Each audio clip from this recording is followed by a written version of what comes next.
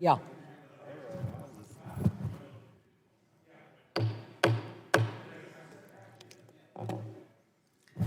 The Subcommittee on Health will now come to order.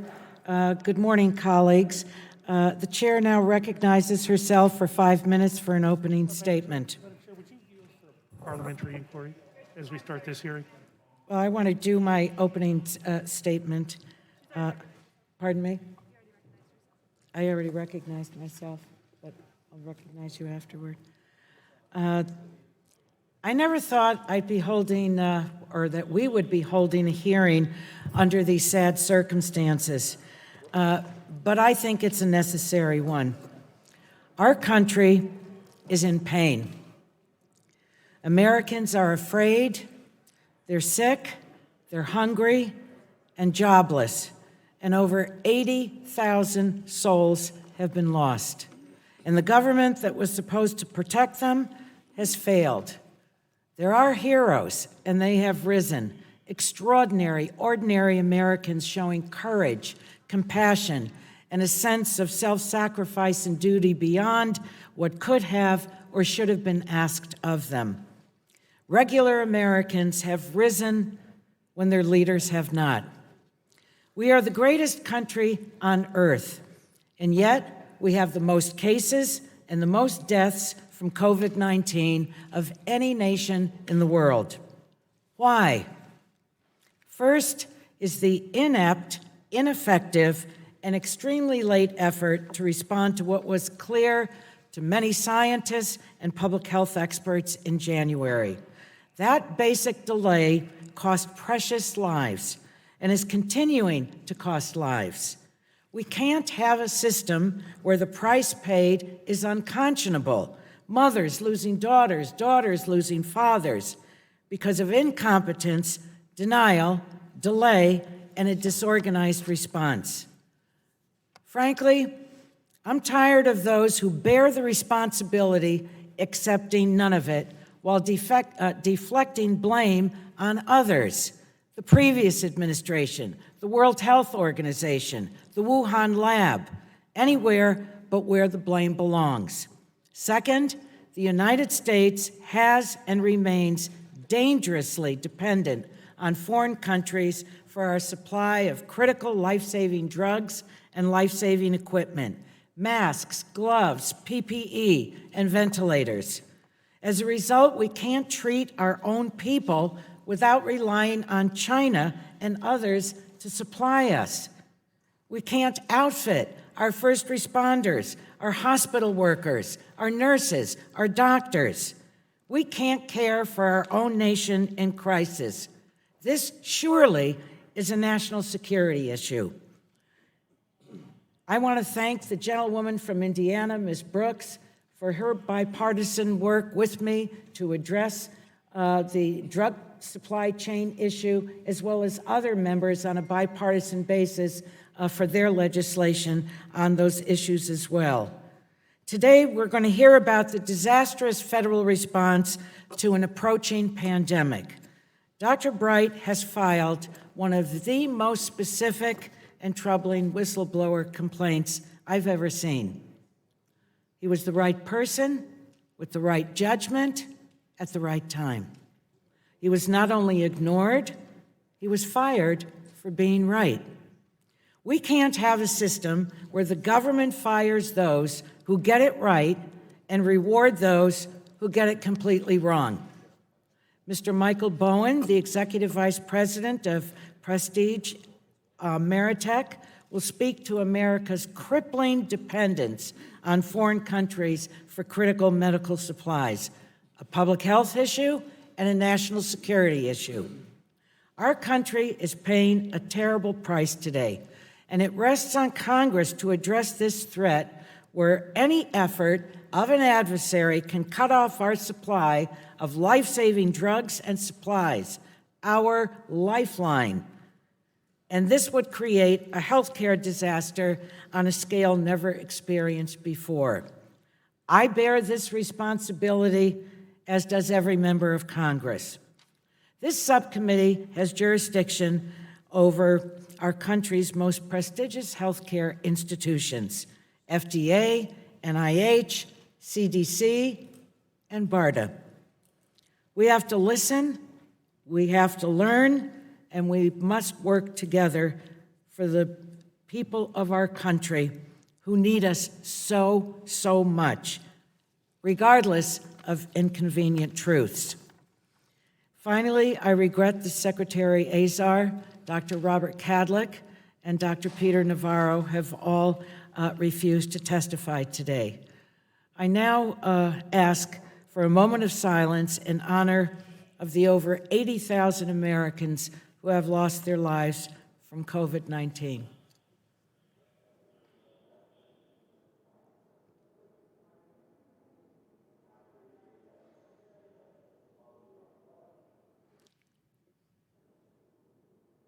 The chair now recognizes... Madam Chair, before I'm recognized for an opening statement, I wonder if I might be recognized for a parliamentary inquiry.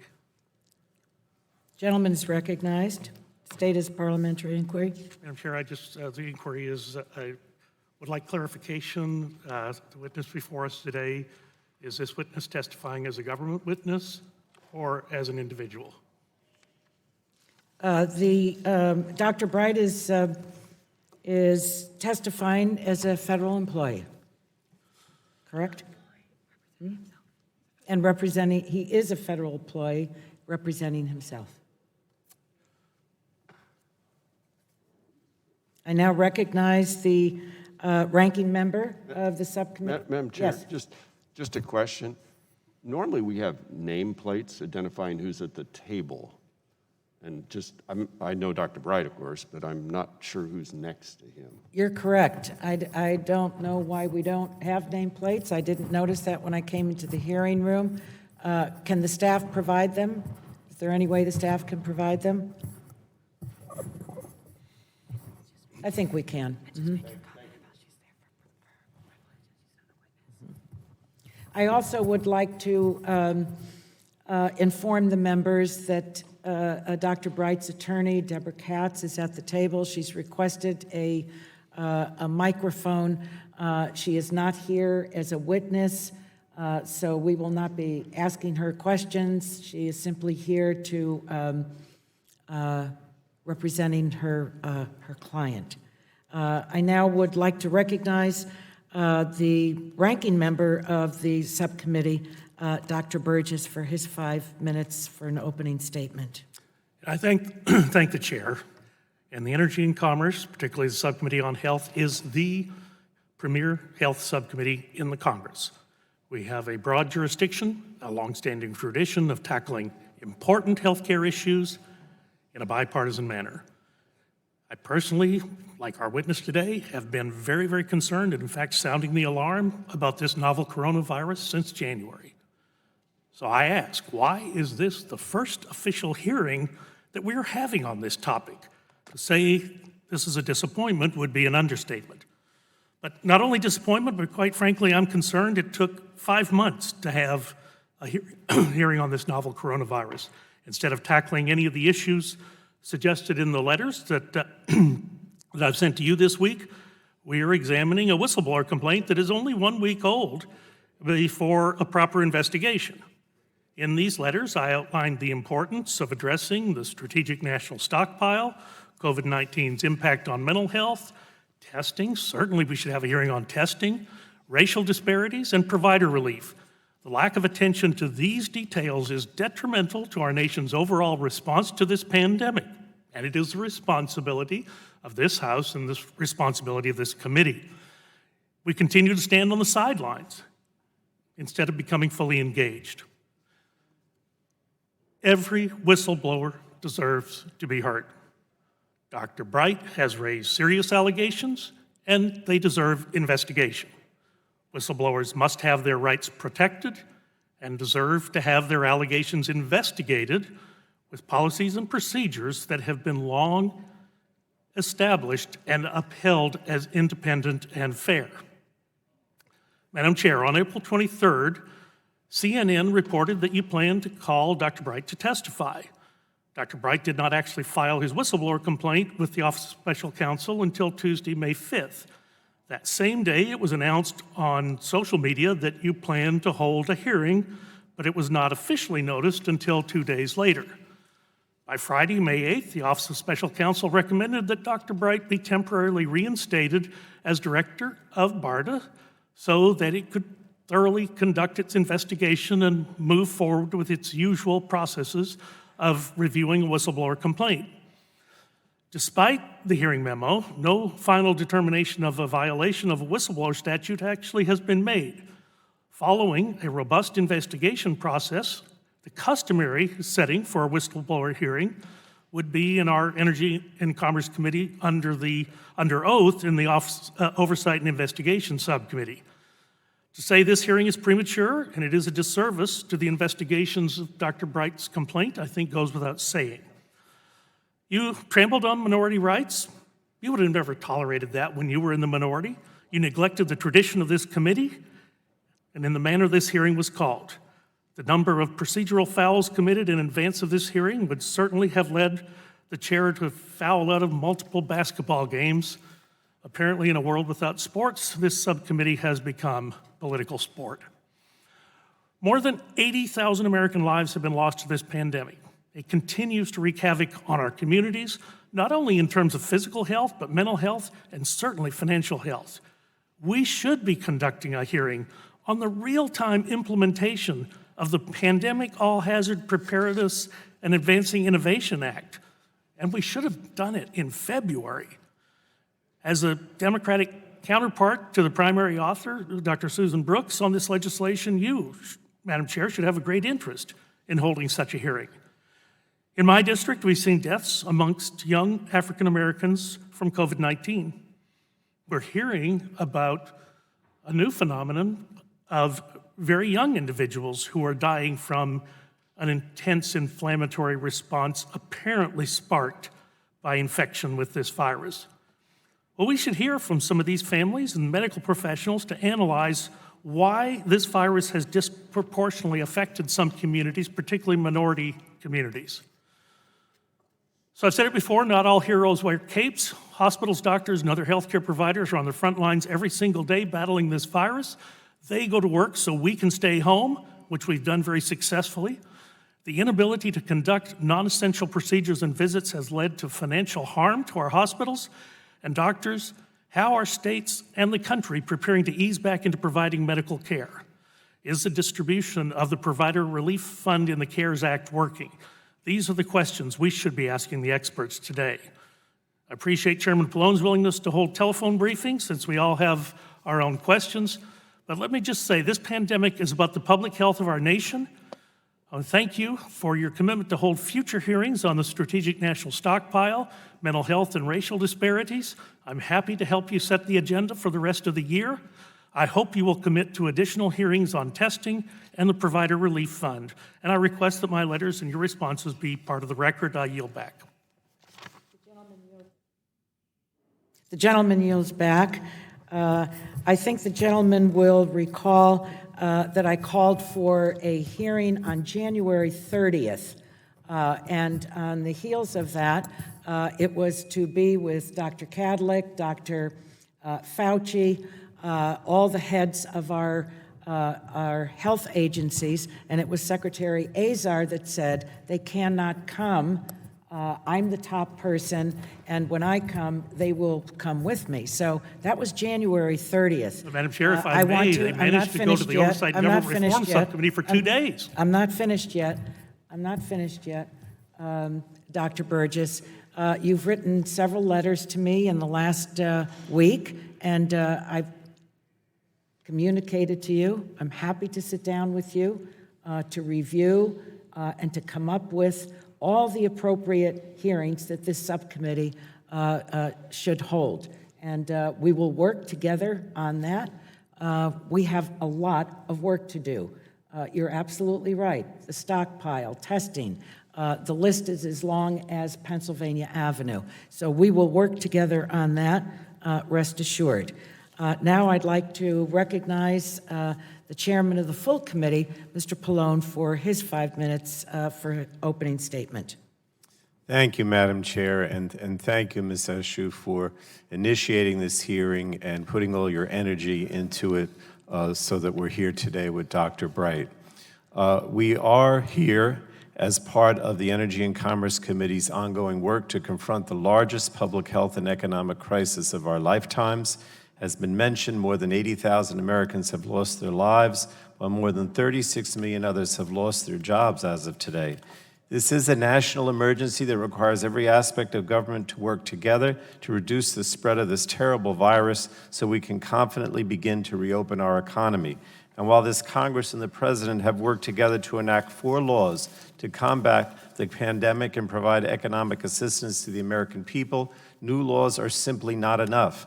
President Trump and his administration have failed to provide the consistent and stable leadership that is necessary to guide our nation through this public health and economic crisis. For months, the president has delivered mixed messages and misinformation to the American people, creating confusion across the nation. Instead of showing leadership, competence, and vision in a time of crisis, the administration has abdicated its responsibility and forced states to fend for themselves and find their own way out of this pandemic.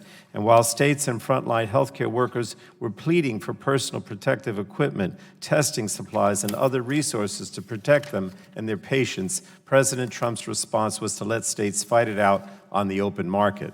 For months, the president has refused to develop and implement a national testing program. For months, we've been promised millions of tests were right around the corner. The promises have been hollow. Testing is getting better, but nowhere near what it needs to be. It doesn't help that the president proclaimed about testing earlier this week, and I quote, "We have met the moment and we have prevailed." That could not be further from the truth, Mr. President. Dr. Rick Bright, the former director of BARDA, has come forward as a whistleblower and made serious allegations, including a lack of urgency by administration officials to respond to the virus, mismanagement, and failure to procure necessary supplies, and disregard for public health and scientific integrity. His claims lie at the heart of this committee's concerns regarding the administration's response to the COVID-19 pandemic. We're here today to hear the perspective of Dr. Bright, who is positioned to discuss the administration's preparations and response to this pandemic. Now, the failures we've seen simply cannot persist. That's why the Energy and Commerce Committee continues to conduct robust oversight and to propose bold legislative solutions. We've been demanding answers and information from the administration on testing, contact tracing, the supply chain, food safety, and the safety of food production workers, and attempts to undermine science and public health. To date, we have yet to receive any sufficient responses from the Trump administration. And as for legislation, Congress has already passed 4 major coronavirus response packages that were improved by the work of this committee. And now, with the sense of urgency this moment requires, earlier this week, we proposed the HEROES Act, which is to be voted on tomorrow by the full House. The HEROES Act continues our ongoing commitment to providing the healthcare resources and support needed to combat the coronavirus crisis. Our legislation will strengthen testing and contact tracing by finally requiring the administration to develop comprehensive plans with clear benchmarks and timelines and public reporting of key metrics. This will allow transparency so we can see if the Trump administration is fulfilling their promises and hold them accountable if they're not. We also provide $75 billion to support robust testing, contact tracing, surveillance, and containment activities. This is beyond the 25 that was in the last bill. And we simply cannot beat this virus without these efforts in place. Our legislation also ensures that all COVID-19 treatments, drug, and vaccines are free of cost for patients. The bill will help us shore up our public health infrastructure for the long road ahead. Our top priority is the health and safety of the American people. The HEROES Act builds on the progress we have made and lays the foundation we will need to ease social distancing and safely reopen the economy. So I just want to thank Dr. Bright for coming forward and for being here today. I want to thank you, Madam Chair, for bringing him here. And I'm hopeful that this hearing will help us better understand the failures of the Trump administration so that collectively we can find solutions that will help us finally get a handle on this virus. It's the only way we'll be able to protect the American people and safely and confidently reopen our communities. And I thank you, Madam Chair, and yield back. The gentleman yields back. It's a Madam pleasure Chair. to recognize the gentleman from Oregon, the ranking member of the full committee, Mr. Walden. Thank you very much, Madam Chair. And before I use my time, I do have just a parliamentary question for you, if you would yield to that. Madam Chair, yeah. You can state your parliamentary So inquiry. I know we're operating under really unusual conditions. I get are. that because of the mess and everything else, which also affects the layout of the room. I know when we do oversight and investigation hearings, I know that's not what we're doing here. There is a script about whether an individual is accompanied by counsel, whether they want that counsel represented. I've got that script. The reason I'm asking is we're not in O&I, but it is extraordinarily unusual to have a government witness as an individual with private counsel at the witness table and with a microphone. And so I'm just trying to get clarification for future precedent setting for the committee, and that's the only reason I'm asking this. He obviously have counsel. If we should follow the protocol that is prescribed for the Oversight and Investigations Committee in similar circumstances. Well, I think this is the first time that that's it why is. I asked. We have another first here. When Dr. Bright came in this morning with his attorney, she requested the microphone. And so as a courtesy, I extended the microphone to her. Yeah, sure. Now, she's not a witness. She will not, we are not going to ask her questions. She's simply accompanying her client. So I don't, is it a problem? I have no objection to any of that. It's just that, could I read you what this text is and maybe that resolves it? Well, this isn't O&I. This is, are Right, you but- suggesting that we need to follow what O&I does? I'm just saying that it is, the witness is not here in his whistleblowing capacity, is what I'm told, is what you indicated. But this is his personal attorney, if I understand correctly, but we still don't even know for sure. I know who you are, but we haven't identified that for the record. And all we do in O&I, as you know, is you ask if the witness wants to be accompanied by counsel, they respond, yes or no, and then counsel is allowed to move forward, sit at the table, and then the question is asked, will you give testimony or not? And if so, raise your hand, do all these things. That's all I'm doing here, is just, we don't usually do this type of activity in the other policy committees. And we are not usually set up this way, but because of the pandemic, we are. I just think we ought to follow that for future precedent issues. Nothing to do with this hearing, but future precedent is what we're dealing with. It's a good suggestion. We're all learning how to operate in this environment. Exactly. All right, the gentleman is recognized for his 5 minutes for an opening statement. Well, You are don't we think it's going- resolved? Well, are we going to ask if he wants to be represented by counsel, and then who the counsel is? Dr. Bright, do you wish to be represented by counsel? Yes. Okay. And then could she identify herself for the record? And for the record, would counsel please state your name? My name is Deborah Katz. I'm an attorney representing Dr. Rick Bright with the law firm of Katz, Marshall, and Banks. All right. Thank you. I think that's all we needed to do. Good. Can I, Parliament? All right, can I the ask a question? gentleman, well, the Madam gentleman is Chairwoman? recognized for his 5 Well, minutes. if you've got a parliamentary. Parliamentary question. Takes precedent. The gentleman state is parliamentary. Will the witness be under oath? Because if you have a whistleblower testimony under O&I, a witness would normally be under oath, and if not today, he's under oath, not under oath, then if we get into whistleblower allegations, how can we be assured that the witness is telling the truth under oath if they're not under oath? And if they're not under oath, then how can you talk about the whistleblower complaints I thank the in gentleman a for his- in a fair and equitable manner? I thank the gentleman for his inquiry. All witnesses know that it is illegal to lie to Congress. And in our subcommittee, unlike O&I, they are the only subcommittee that, I mean, it's a practice. That's true. It's a tradition, but we don't swear people in. But witnesses know that it is illegal to lie to Congress. USC 1003 or something, I believe. Thank you. I'm You're ready most to welcome. proceed. Thank you. Gentleman is recognized for his 5 minutes. Well, thank you, for Madam opening. Chair. And I Certainly. know we're operating under unique circumstances. So the world is coping with an historic, deadly pandemic that we always knew was possible, but we prayed would not happen.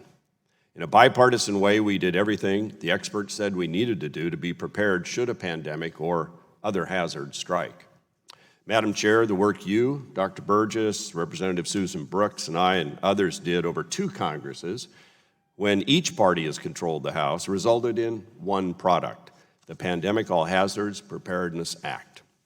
Dr. Bright, I know you were part of our efforts in writing and reauthorizing that law, and we thank you for your work. In fact, given the role you once played at ASPR before going to BARDA, you had a big responsibility to make sure Congress provided the strategic national stockpile that it needed, or to inform us if there were shortcomings, especially as we were modernizing the Pandemic All Hazards Preparedness Act. I went back over 3 hearings we held in the Oversight and Investigation Subcommittee of this committee, where you testified regarding the Zika outbreak in May 23rd of 2017, the seasonal flu on March 8th, 2018, and the hearing on June 15th, 2018, entitled The State of U.S. Public Health Biopreparedness, Responding to Biological Attacks, Pandemics, and Emerging Infectious Disease Outbreaks. You see, I wanted to make sure we hadn't missed anything.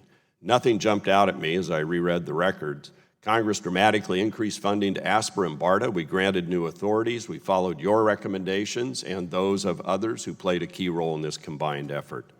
Unfortunately, some of the systems we put in place to prepare for a pandemic, systems designed without actually living through something like this, have not performed as expected.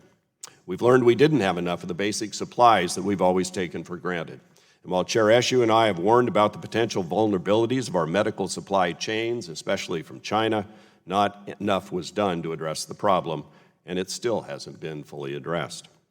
I'm thankful that President Trump invoked the Defense Production Act to ramp up U.S. manufacturing of masks and ventilators. And the President's used the emergency powers and money Congress has provided to launch unprecedented efforts to search the globe for supplies, to rapidly advance development of treatments and vaccines. But we still have much bipartisan work to do to respond and adapt to the challenges presented by COVID-19 and the lessons we're learning. We have asked for, and this committee should hold hearings to find a path forward to reform the strategic national stockpile, to increase domestic manufacturing of critical supplies and disentangle our supply chains from China. We should be exploring strategies for increased testing so we can begin to safely reopen our economy. We need to find ways to improve access to mental health and provide relief both for our healthcare providers on the front lines treating COVID-19 cases and our healthcare workers who have been furloughed because their hospitals are closed. We should be conducting rigorous oversight of the trillions of dollars and myriad new policies Congress has appropriated and enacted in the last 3 months, and we should be really investigating allegations like Dr. Bright's that raise concern about our nation's coronavirus response. That does not appear to be why we're actually here today, and frankly, it saddens me. Dr. Bright, your allegations are serious. They deserve a real investigation. I know the Office of Special Counsel with whom you filed your complaint will do just that, and I know they take their work seriously and will hear you out, and importantly, will give those named in your complaint an opportunity to have their side heard as well. I must tell you that many of us on our committee were confused when we learned from a tweet this hearing was scheduled in the wake of your complaint. As you know, that's certainly not how we do things at the Energy and Commerce Committee. Not long after the notice of this being a whistleblower hearing, we were advised you were here as a government witness, not a whistleblower, but then we were told you were not representing the government, but yourself. The hearing title suggests the hearing's about protecting scientific integrity, yet the chair invited a witness who will not be speaking to that issue. So it's all pretty confusing and unusual to say the least. Here we are in the middle of a pandemic, and we aren't given time to secure our witnesses, conduct appropriate research, or require documents that could aid in our understanding of the situation you face and the country face. Our first discussion with the majority, unfortunately, just occurred 3 days ago. Look, this is really serious business, but in my opinion, this is not the way we should run an investigation. We need to get to the heart of the matter, and we need to look forward to see what haven't we done right as a Congress and a country, and what can we band together and fix before fall arrives?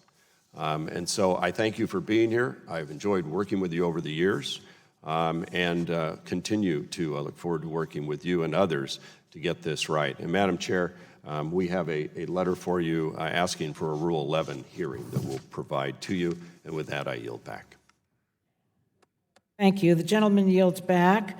The chair would like to remind members that pursuant to committee rules, all members' written opening statements will be made part of the record.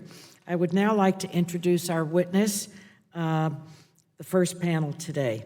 Dr. Rick Bright is a highly regarded scientist with expertise in the fields of immunology, therapeutics, vaccine, and diagnostic development. For the last decade, he's been a career civil servant at the Department of Health and Human Services. In 2016, Dr. Bright was appointed director of BARDA, the third director of BARDA, the Biomedical Advanced Research and Development Authority. As director of BARDA, he has testified before Congress as a government expert numerous times, including before this subcommittee. I share a special pride with Senator Richard Burr because together it was our legislation that created BARDA. So thank you for your willingness to join us today and to offer testimony, Dr. Bright. We look forward to your testimony. You're certainly familiar with the lights. I don't need to explain those to you. You have 5 minutes for your statement.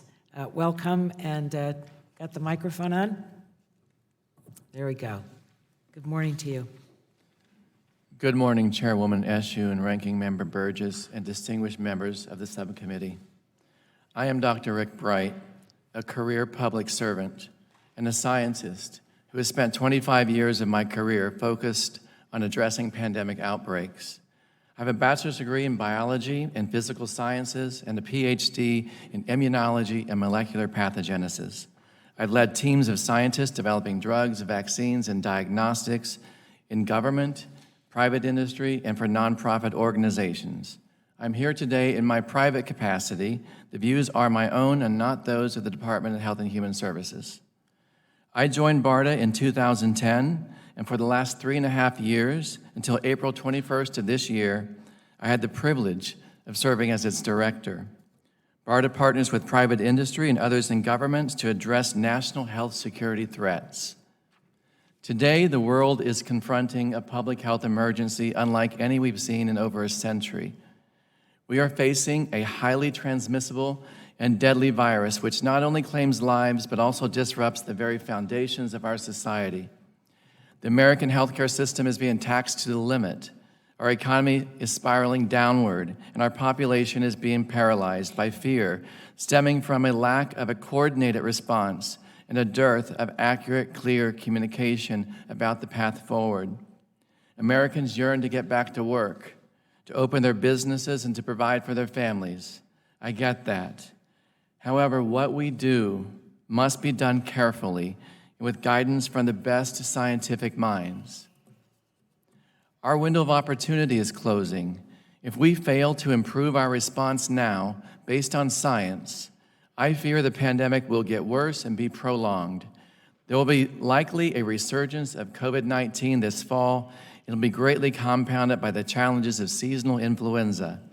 Without better planning, 2020 could be the darkest winter in modern history. First and foremost, we need to be truthful with the American people. Americans deserve the truth. The truth must be based on science. We have the world's greatest scientists. Let us lead. Let us speak without fear of retribution. We must listen. Each of us can and must do our part now. On Tuesday, Dr. Fauci delivered a message in a voice that is clear and trustworthy as he encouraged us to act with caution as we return to our daily lives. We should listen to him and other scientists sharing their expertise.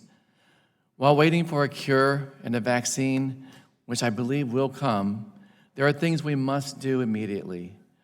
We must increase the public education about the basics: washing hands, social distancing, appropriate face covering.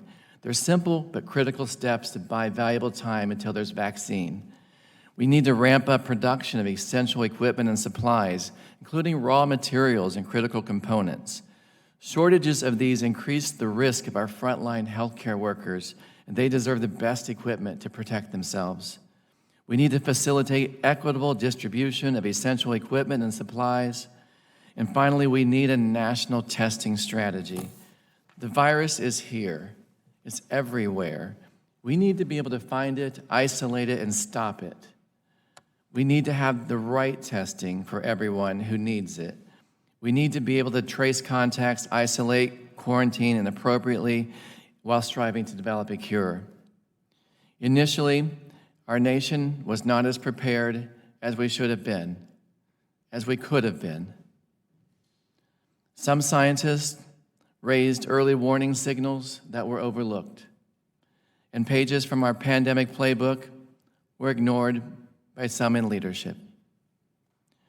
There will be plenty of time to look back to assess what has happened so we can improve. But right now, we need to focus on getting things right going forward. We need a comprehensive plan that everyone knows and everyone participates in. Congress has taken important steps to support the response, and there's much more we can do. With your help, we can get through this crisis. Working cooperatively with our global partners, we can and will succeed in finding a cure for COVID-19. But that success depends on what we do today. We will either be remembered for what we did or for what we failed to do to address this crisis. I call on all of us to act, to ensure the health, safety, and prosperity of all Americans. You can count on me to do my part.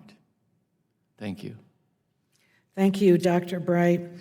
We'll now move to member questions, and I recognize myself for 5 minutes for questions. Thank you again, Dr. Bright. You have a distinguished career. You're one of our country's leading public health experts on how to respond to pandemics and national security health threats. You're the first government official who's been on the inside, seeing everything firsthand, to come forward and share unvarnished experiences about what really happened from January to the time you departed BARDA in April this year in dealing with the virus. So I want to make sure I understand what you're telling us. You stated in your written testimony, a window of opportunity is closing, but it is not yet closed. What do we need to do with the time left to get it right? And if we don't, what do you mean when you say 2020 will be the darkest winter in modern history?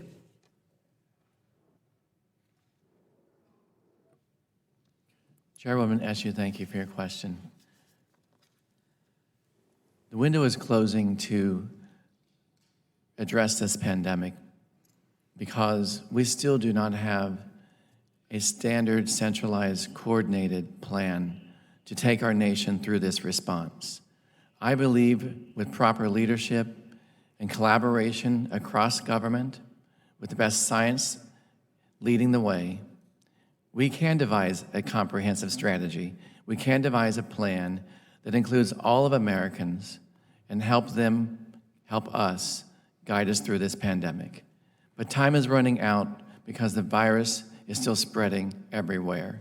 People are getting restless to leave their homes, and we have to make critical decisions on how to balance the economy and science. My concern about this fall is compounded by my knowledge and preparation in response to many years of influenza outbreaks, pandemic influenza outbreaks, and seasonal influenza outbreaks. In our country in 2017, we had nearly 79,000 people die in the US from influenza. That, coupled with a COVID-19 resurgence this fall, could be devastating for our healthcare systems and for Americans. We have a limited window of opportunity to get plans in place to address both of those. Thank you. When you look at the first 4 months of this year, would you describe the government's and the administration's response as a success or a failure? I believe we could have done better. I believe there are critical steps that we did not take in time. Was there a failure to respond when you correctly pushed a claim early virus samples from, or to obtain early virus samples from China so we could develop critical medical countermeasures? From my perspective in working with companies to develop drugs and vaccines and diagnostic, viral samples are critical. As soon as we were aware that this virus could pose a significant threat to human lives, I began pushing for those virus samples, and I met frustration and dismissal. And when did you do that? I did that in the office of the Secretary, Azar, in January. The push for the virus samples initially mentioned on January 23rd, and a strong push on January 27th for those virus samples. And was there a failure to respond with the needed urgency when you correctly pushed to ramp up production of masks, respirators, syringes, swabs? Congresswoman, we've known for quite some time that our stockpile is insufficient in having those critical personal protective equipment. So once this virus began spreading and became known to be a threat, I did feel quite concerned that we didn't have those supplies. I began pushing urgently in January, along with some industry colleagues as well. And those urges, those alarms were not responded to with action. Was there a failure to take immediate action when you correctly pushed to acquire additional doses of the drug remdesivir, which is the only drug so far that has appears to be at least mildly effective, thank God, for treating people with COVID-19? There was no action taken on the urgency to come up with a plan for acquisition of limited doses of remdesivir, nor to distribute those limited doses of remdesivir once we had the scientific data to support their use for people infected with this virus. And instead of acting on your recommendations, was the response of others to try and cut you out of key meetings, marginalize your participation? I was told that my urgings were causing a commotion, and I was removed from those meetings. My time has expired. I now recognize the gentleman, the ranking member of the subcommittee, Dr. Burgess. I thank the chair. And Dr. Bright, I hope, as it is clear to you, everyone on this dais on both sides appreciates you coming before us today, even if we are frustrated having this hearing without a full understanding of the facts. Again, just to clarify, you're testifying in your personal capacity and not on behalf of the agency or the administration. That's correct, sir. Great. Thank you for that. Let me ask you a question about hydrochloroquine, really even maybe a little bit more broadly, the disease-modifying antirheumatic drugs that have been looked at for therapy for this disease. I ask about hydroxychloroquine because it does seem to be central to whatever disagreement you had with Department of HHS and the administration, but hydroxychloroquine was initially identified as a potential therapeutic because, number one, of its anti-inflammatory effects and its ability to calm things in the immune system. And as we know, one of the features of this disease is the overwhelming cytokine response that overwhelms the host. There also may be an effect of blocking the virus at the point of contact with the cell. Certainly something that probably deserves a little investigation. But again, it's not the only one. There were some other drugs, and I think, if I'm correct, BARDA supported with investments. Acterma and Kevzara, which are thought to have similar impacts on the ability to suppress the cytokine response as hydrochloroquine. Am I correct in that? There are a number of drugs that we were evaluating initially, Congressman, that we were considering to conduct clinical studies to get further information if they really had an impact and if they were safe to use in patients infected with this virus. Do you have available to you the dollar amounts that BARDA appropriated or authorized for each of those two drugs, Acterma and Kevzara? I don't have those numbers available with me now. Would you be able to make them available to the committee? I believe HHS could make those available. BARDA could probably make those investments available. Were you concerned with hydroxychloroquine at the time you made those awards for Acterman and Kevzara? Was the concern with hydroxychloroquine, which became then paramount in your disagreement with the administration, was it already established when you made these other investments in similar medications? My concerns around the safety of hydroxychloroquine in people infected with the COVID-19 virus were reflective of the scientific review that we received from an interagency group of clinicians and regulatory experts and scientists. At the time that we learned about hydroxychloroquine and chloroquine, there was limited data available, and our proposal and actions were to see if we could identify a source of that drug so the NIH could conduct a randomized controlled clinical study. That's a similar action we took with remdesivir. Once we thought remdesivir had promise from data coming from China, NIH quickly established a clinical study, a randomized controlled study to evaluate remdesivir. And so with hydroxychloroquine, that was also our preferred plan of action.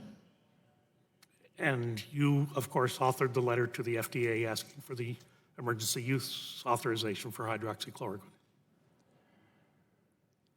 I was directed as BARDA director from the Office of the HHS Secretary to put in place an expanded access IND program to make the chloroquine donation from Bayer available to Americans through a unique opportunity that would utilize an app and perhaps would make it available to Americans who were not under close supervision of a healthcare provider. Understood. Of course, this hearing, not really a hearing on hydroxychloroquine. I, of course, would welcome a robust hearing on therapeutics and the research that's going on, what we've invested in, what seems to be panning out, what has not. I'll note that both Kevzara and the other medication may not have panned out.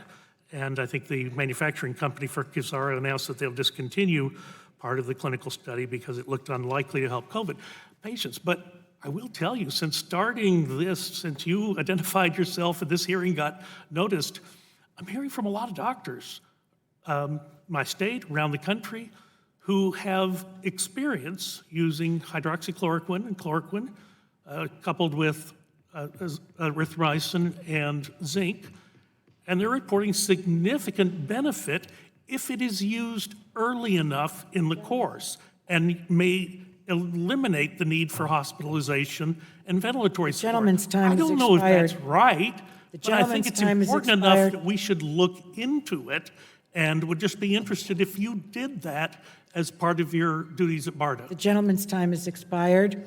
The May chair the now gentleman answer the question? recognizes, Would the witness be able to answer the question? you may- So I believe it's important. I've heard those anecdotal stories as well, and they were not conducted in the context of a randomized controlled clinical study. It's very difficult to understand data from those types of observational studies or anecdotal stories. So the drug might have some benefit in some populations, but we won't know that until we have that information from a truly randomized controlled clinical study. Many of those studies are ongoing now. Some of those studies we're starting to see data from, and those studies in those populations tested haven't shown an overwhelming evidence of benefit from the use of hydroxychloroquine in those patients. But the different studies are devised to look at different angles of it, as you described. Yeah, most of those studies are at the end when someone is already Gentleman's critically time ill. has expired. You can't do those The studies chair without the drug, though, and you recognizes did need to the, acquire the drug for ranking- this, to the perform the gentleman's studies. time, please. We all want to be fair to each other. The gentleman's time has expired. The chair recognizes the chairman of the full committee, Mr. Pallone, for his 5 minutes of questions. Thank you, Madam Chair. And let me just say, Dr. Bright, thank you for your courage in being here. When I was younger, we used to read a book by President Kennedy called Profiles in Courage. And, you know, your courage in being here reminds me of some of the people I read about in that book. I am concerned, Dr. Bright, that the Trump administration does not have plans for a nationwide vaccine program to ensure that once a vaccine is approved, we'll be able to quickly make it available to everyone. In other words, I don't want to see the same mistakes by the Trump administration, the incompetence that they had with the supply chain and the testing, repeated with the vaccine. And you stated at the outset of the pandemic in January, you began urgently pressing HHS officials to provide the necessary resources to begin vaccine development, but that your pleas fell on deaf ears. And as the pandemic progressed, you also stated you were alarmed by the pressures coming from some administration officials for your agency to invest in drugs and vaccines, I quote, without proper scientific vetting or that lacked scientific merit. Can you tell us where we are now in the hunt for a vaccine and where we could have been had the HHS leaders made investment decisions sooner that were based on scientific merit? Thank you, Congressman. As we all know, vaccines are very difficult to make. It's nothing that you can do quickly, and you need multiple shots on goal to try to make a vaccine. There are many diseases we've attempted to make vaccines for through history, and we still haven't been able to do so. So it takes many opportunities and many different approaches. Right now, there are over 100 different approaches for developing a vaccine for this coronavirus. So we're confident that hopefully, I should say, at least one of those or two of those will work, but you've identified key critical challenges that we need to anticipate and prepare for early.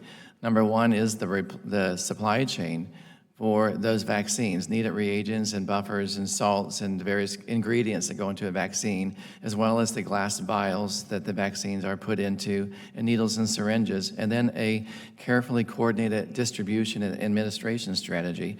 We haven't yet gotten to those downstream strategies yet in our government, and I think those are going to become a significant issue down the road if we don't plan for that now.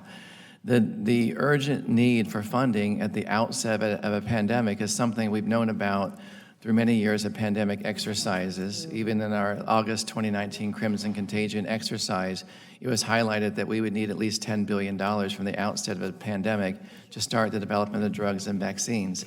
Every day we delays the output of that vaccine or drug.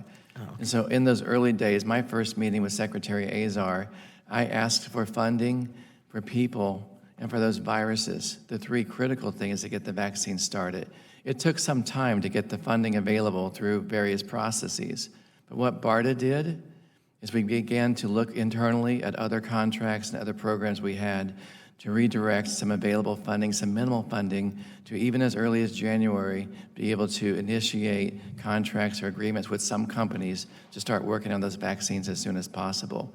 It's because of those actions now that not only have those vaccines started and made some progress, but also the United States has a placeholder with some of those companies to be able to place orders for those vaccines when they are available. And we did everything possible to ensure that those investments were in companies that would build capacity in the United States to manufacture those vaccines. We had to get in line first, even when the money wasn't fully there to complete the development program. That's what we did. But I guess my concern is, I've been very critical of administration in terms of their, I call it incompetence with the supply chain, with lack of testing. I'm afraid the same thing's going to happen with vaccines and the distribution. I mean, should I be concerned based on your experience? Absolutely, sir. We're already seeing those challenges with limited doses of remdesivir, with data that we're getting that remdesivir has some benefit in people. And we have limited doses, and we haven't scaled up production, and we don't have a plan on how to fairly and equitably distribute that drug. If you can imagine this scenario this fall or winter, or maybe even early next spring, when vaccine becomes available, there's no one company that can produce enough for our country or for the world. It's going to be limited supplies. We need to have a strategy and plan in place now to make sure that we can not only fill that vaccine, make it, distribute it, but administer it in a fair and equitable plan. And that's not the case at this point. We don't have that yet, and it is a significant concern. Thank you. Thank you, Madam Chair. The gentleman yields back. I now have the pleasure of recognizing the ranking member of the full committee, Mr. Walden, for his Thank you, Madam 5 minutes Chair. of questions. And again, I thank the witness for being here. I want to get some clarification here. So BARDA's job is to do the vaccines, right? That is one of BARDA's roles, Yeah. yes, to support industry to make the vaccines. Okay. Is it BARDA's responsibility to direct the personal protective equipment acquisition distribution, the PPE? Is that part of your responsibility at BARDA? BARDA plays a role in pandemic preparedness for our nation, and we prepare and align and exercise with our other federal agencies. We also are familiar with the critical gaps in the supply chain. Okay. So while BARDA isn't responsible for procuring those items for the Strategic National Stockpile, we are aware of those shortages and those needs. What I was doing in my capacity as BARDA director was raising those concerns and needs with the appropriate group within ASPR, the Strategic National But Stockpile. ASPR basically has the responsibility to go do that, right?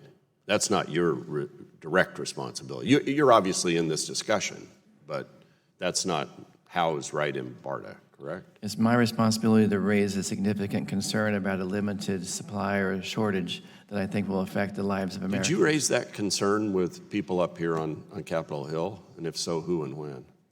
I raised that concern with my leadership, sir. I raised it with the appropriate folks in the Strategic National Stockpile and our Critical Infrastructure Protection Program. Not up here? My role was to raise it to my supervisor, Dr. Cadlick. I also did raise that concern, though, in the White House with Mr. Navarro. Yeah, I'm interested because we're passing these bills. In the future, I hope you would, or anybody out there listening in these agencies, if you're spotting something that's not working right, we need to know. Yes, On the first case of SARS-CoV-2 in the U.S., it was identified, I believe, in January 22nd in Washington State. CDC put the positive specimen in culture that day, correct? I believe so. I think it's January 20th. Okay. It's my understanding the samples from the virus were made available to the U.S. government and that the CDC expanded the virus stocks between January 29th and February 3rd and shared the BEI on February 4th to enable broad sharing. Now, according to your complaint, after virus samples were available to the U.S. government from the Washington State case, and potentially even after the CDC's effort to grow the virus and then share with the BEI biorepository, you were still seeking to obtain a sample of the virus, correct? That's true, sir, but we need more than one virus. Right, I'm going to get to that. Why were the strains not available within the U.S. government, not available to you? Were they available to you? Sir, I was asking for viruses in January because we wanted to make sure that we had a head start on developing the vaccine. Yeah, no, I get that. When they became available in February, I believe it's February 6th, through the BEI resources, then those were distributed to laboratories. Did you ask for the virus sample from Washington State, though, as part Absolutely. of that? You did? BARDA did. We asked to make sure we had access to those viruses, and they were distributed to the right laboratories and the right companies. And where did you ultimately get the virus that you distributed sample? Some of those viruses came from the BEI resources at NIH, and some of those viruses came from laboratories that received the initial seed from CDC. Okay, that's helpful to know. In some conversations I've been a part of with some at NIH, they indicated that the real key here was to get the DNA sequence, which China did eventually put up, I believe, at the end of December, early January. And that in terms of going after the vaccine, it was that sequencing that really mattered most to get started on vaccine development. And there are other scientists who are very distinguished who believe that the delay in getting the virus sample actually didn't set them back. Is that an accurate assessment, or do you just have a disagreement in that view? And I know scientists disagree, so do we up here. But I'm kind of hearing that having the sequencing really mattered most, and getting the virus important, but did not set them back in proceeding to get the vaccine development underway. So China posted the first sequence on January 11th, I believe, and made it available January 10th or January 11th. It's important to understand that the sequence is available, when a sequence is available, some companies with some technologies can get started with that sequence information. And you did still they? are vulnerable because you have another country in their laboratories that posts it on the internet or a database of their sequence. So there could still be challenges, especially for national security, about the integrity of that sequence. Yeah, before my time runs out, it's run out. I was just going to ask, did they begin efforts at that time once they got the sequence? The NIH began efforts on a synthetic messenger RNA vaccine candidate. However, without the viruses, you really cannot tell if the neutralizing antibodies listed by that or your diagnostics or your therapeutics can actually work. You can try to synthesize a virus with a sequence, but it's never going to be representative of the actual virus. And when we're spending billions of dollars on drugs, vaccines, and diagnostics, we want to have the most credible information possible. Right. Thank you, Madam Chair. The gentleman yields back. Pleasure to recognize the gentleman from New York, Mr. Engel, for his 5 minutes of questions.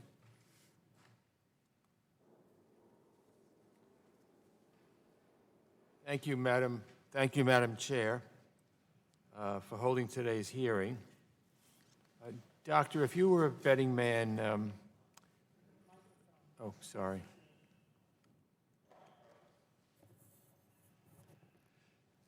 Thank you. Doctor, if you were a betting man, when would you bet that we would time and that we would have a vaccine?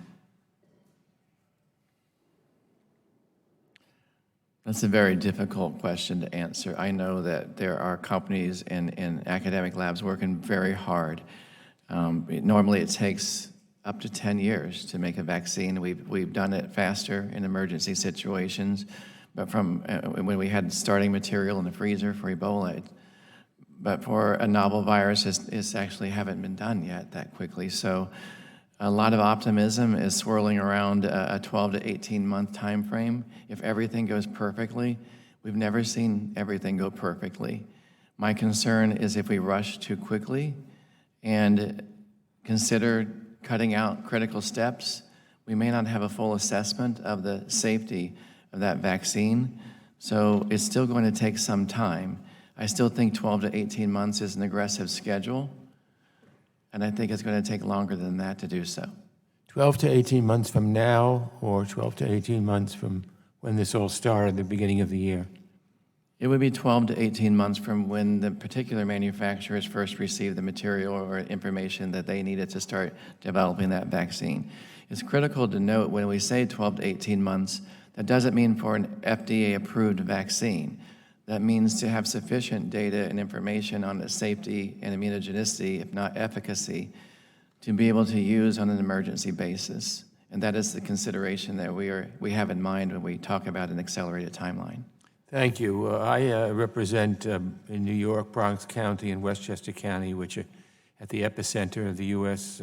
Coronavirus outbreak, New Rochelle, New York.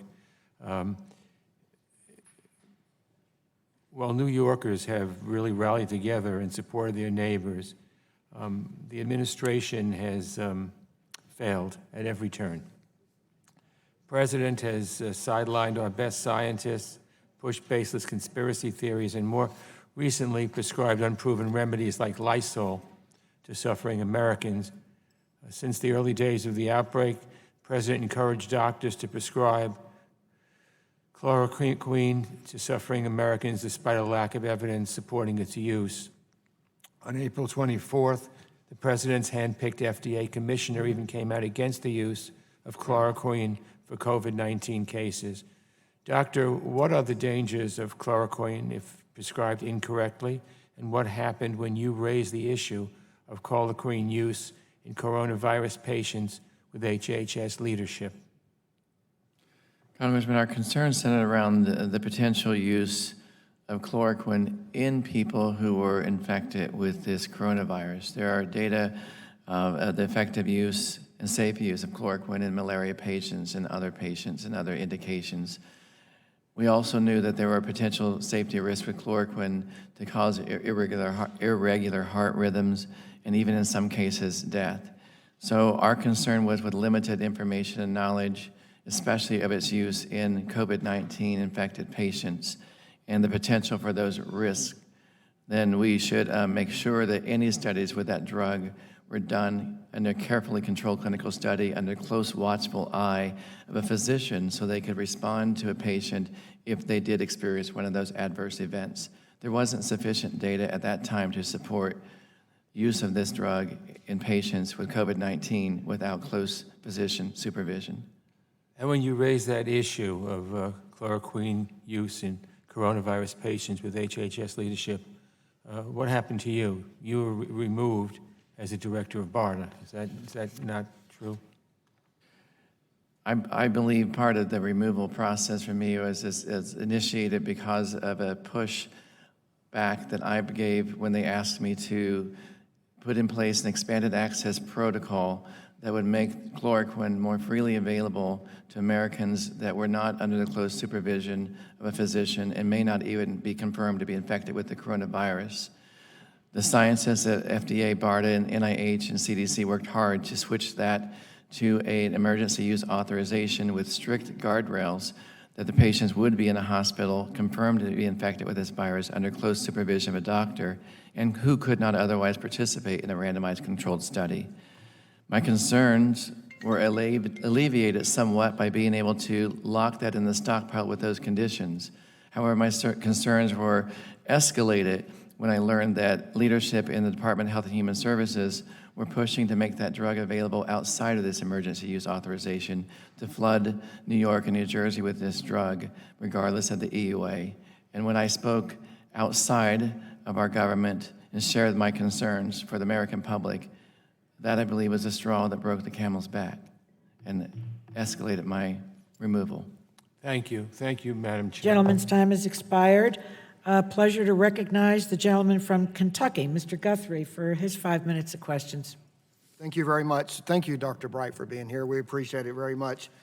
Reading through your complaint, I just kind of want to point out, I think the chairman said earlier, talked about the lack of urgency and implies the president's lack of urgency. I think most of my constituents want to know that things are getting done and where is the president on this.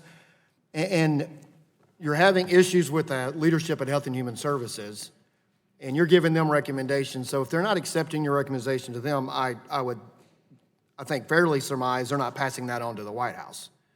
So the president's probably unaware of what you're putting forth, because it says, in reading from your complaint on page 23, fortunately, White House Trade Advisor Peter Navarro shared Dr. Bright's sense of urgency. So that's in your sense of urgency. So talking about the urgency in the White House, so you have a meeting with him on Saturday. He calls you back in on Sunday, where you prepare your recommendations in a memo for Mick Mulvaney, Chief of Staff, so essentially the president. And then, so you get around the leadership of HHS, meet essentially with the president, with Mick Mulvaney, and it says, you have the meeting with Navarro on Saturday, the memorandum of Mick Mulvaney on Sunday, and on Monday, it says the National Security Council Policy Coordinating Committee met and directed Dr. Kalik and HHS to implement Navarro's recommendations. The push by the White House for HHS to act more swiftly created tension between Dr. Bright and HHS political leadership. So it seems, I don't know how you could be more urgent in government than having a meeting on Saturday, a memorandum on Sunday, and actions on Monday, once it got to the president's attention, the president's level. So we appreciate the president moving forward on that. I'm on the ranking member of O&I, which the investigations, which you've testified in front of us before, and we appreciate that very much. So I'm kind of looking more at the process of putting this hearing together and some things. As we read through your complaint, the only way we have is because you made it public.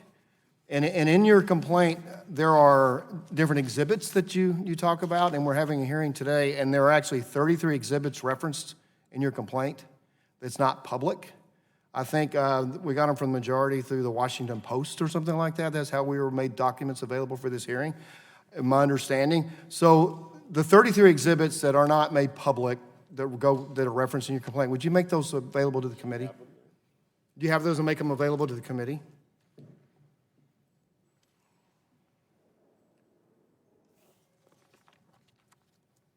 I mean, if we're using your complaint for this hearing, we need to have the documentation. May I address that? With the chair, I don't have a problem with you addressing. Yes, we will take that under advisement and get back to you. Okay. Also, when we read through There may be privacy considerations in some of the documents, so we do need to look at these documents carefully. So also, if we read through the email chains that are made available, some appear complete, but some truly aren't. They're apparently not full email chains. And so you will wonder if the context of the email would relate to the inferences taken from the emails. Would you make all the complete email chains available to us? I'd like to address that as well, which is a problem is when Dr. Bright was removed from his position, he was locked out of his email. He does not have access to his full email. So the email chain, the email chains that you have available, we have. That's correct. I can He does address not have this. a full set of his email. I can address this too. And that's exactly right. So I was immediately locked out of my email on April 20th of this year. And so I didn't have full records available to me on that. However, I believe I laid a solid foundation in my complaint, as detailed as I could be, for the Office of Special Counsel to be able to conduct an investigation. I believe as part of their investigation, they'll be able to access those emails and individuals to get a full story and get the full information so they can get to the bottom of it. It would have been helpful for us as well. Have you shared any of these exhibits with the majority that's not been shared with us in the minority side? Sir, I believe you have probably what's available in the public domain, and I believe the rest has been submitted to the Office of the Special Counsel, and I haven't made it available to anyone directly. To the gentleman, the minority and majority members all received the same packet of information. Which is available to the Emails, public. yeah, So there's- that was available, that was in the public domain. So just one more, are there any other documents in your possession or accessible to you that are not included as exhibits in the complaint, but are nonetheless relevant to your allegations? If so, will you provide those to the committee? I believe I've provided the information I have available to me at this point. If I had access to my email from HHS, there might be additional supporting information in that email. I do not know the status, if that's been deleted or wiped, or I just haven't had access to it since April 20th. Okay, what you have access to. I appreciate your answers. Thank you very much. I yield back. The gentleman yields back. Pleasure to recognize the gentleman from North Carolina, Mr. Butterfield, for his 5 minutes of questions. Thank you, Chairwoman, and to you, Dr. Bright, thank you, sir, for coming today, and thank you, most importantly, for your 25 years of public service. Dr. Bright, I'd like to ask you about your efforts to address supply shortages for administering COVID-19 tests. According to your account, as COVID-19 testing ramped up, you asked for an inventory of the strategic national supply availability of testing supplies, including swabs, viral transport materials, and extraction buffers. You learned that the national stockpile did not stock these items. After that, you learned that FDA's source of swabs was a manufacturer in the region of Italy, which was the center of the COVID-19 outbreak in Italy. It is my understanding that this information then prompted you to reach out to the DoD agency that had previously assisted your office with international transportation of supplies related to Ebola. My question is, why, sir, did your office contact DoD at this point? Sir, it was quite a surprise to me that the urgent ramp-up of the testing did not include full consideration of all the critical supplies needed to support that ramp-up of testing, including those materials you mentioned, swabs, viral transport media, buffers, et cetera. And I was quite alarmed to learn from sitting behind CDC Director Redfield that we were going to experience this shortage of swabs. And I was even more surprised that our strategic national stockpile did not plan or have any of those in supply. So my urgency to find a solution to that was supported by the FDA director of the Center for CDRH, who does devices and diagnostics at FDA. And once I confirmed that there was a shortage, it was critical that we find a solution. And that was by partnering with our Department of Defense colleagues who work with us for the Ebola response. We actually work with them to ship doses of Ebola vaccine from Germany to the United States so it can be filled rapidly to respond to the outbreak in Africa. So it was a natural occurrence or response for me and my colleagues in BARDA to come up with a solution to that critical supply chain. Let me ask you this, were there any restrictions in place in Italy that would require Secretary Azar to move forward with the request to DoD? What we needed to enact that air bridge with the Department of Defense was we needed our Secretary Azar to make a request of the Secretary of Defense. And I and my colleague, Dr. Gary Disbrow, raised this issue at our senior leadership meeting with Dr. Cadillac, who chairs that meeting, the ASPR. And it clearly was not a topic that he wanted to discuss on that day. And actually, we were rebuffed by him saying that he did not really want to talk about swabs right now. And both Dr. Dispro and I raised this concern repeatedly in that call. So knowing that it was critical and time sensitive, and we had a critical shortage of these swabs, I placed a call to Mr. Navarro's office once again and asked if Mr. Navarro could offer some assistance in contacting the Secretary of Defense to get clearance for DOD to put those airplanes in place under the contract we have. And that happened in a very quick turnaround, in a matter of minutes. With that permission from the Secretary of Defense, we were able to start those flights within 2 days. We have now transferred back over 25 million swabs. So you're saying that you alerted White House Advisor Peter Navarro about this issue, is that right? Yes. And within hours, literally within hours, he had coordinated with DOD to start these flights to transport the swabs? Yes, sir. Correct.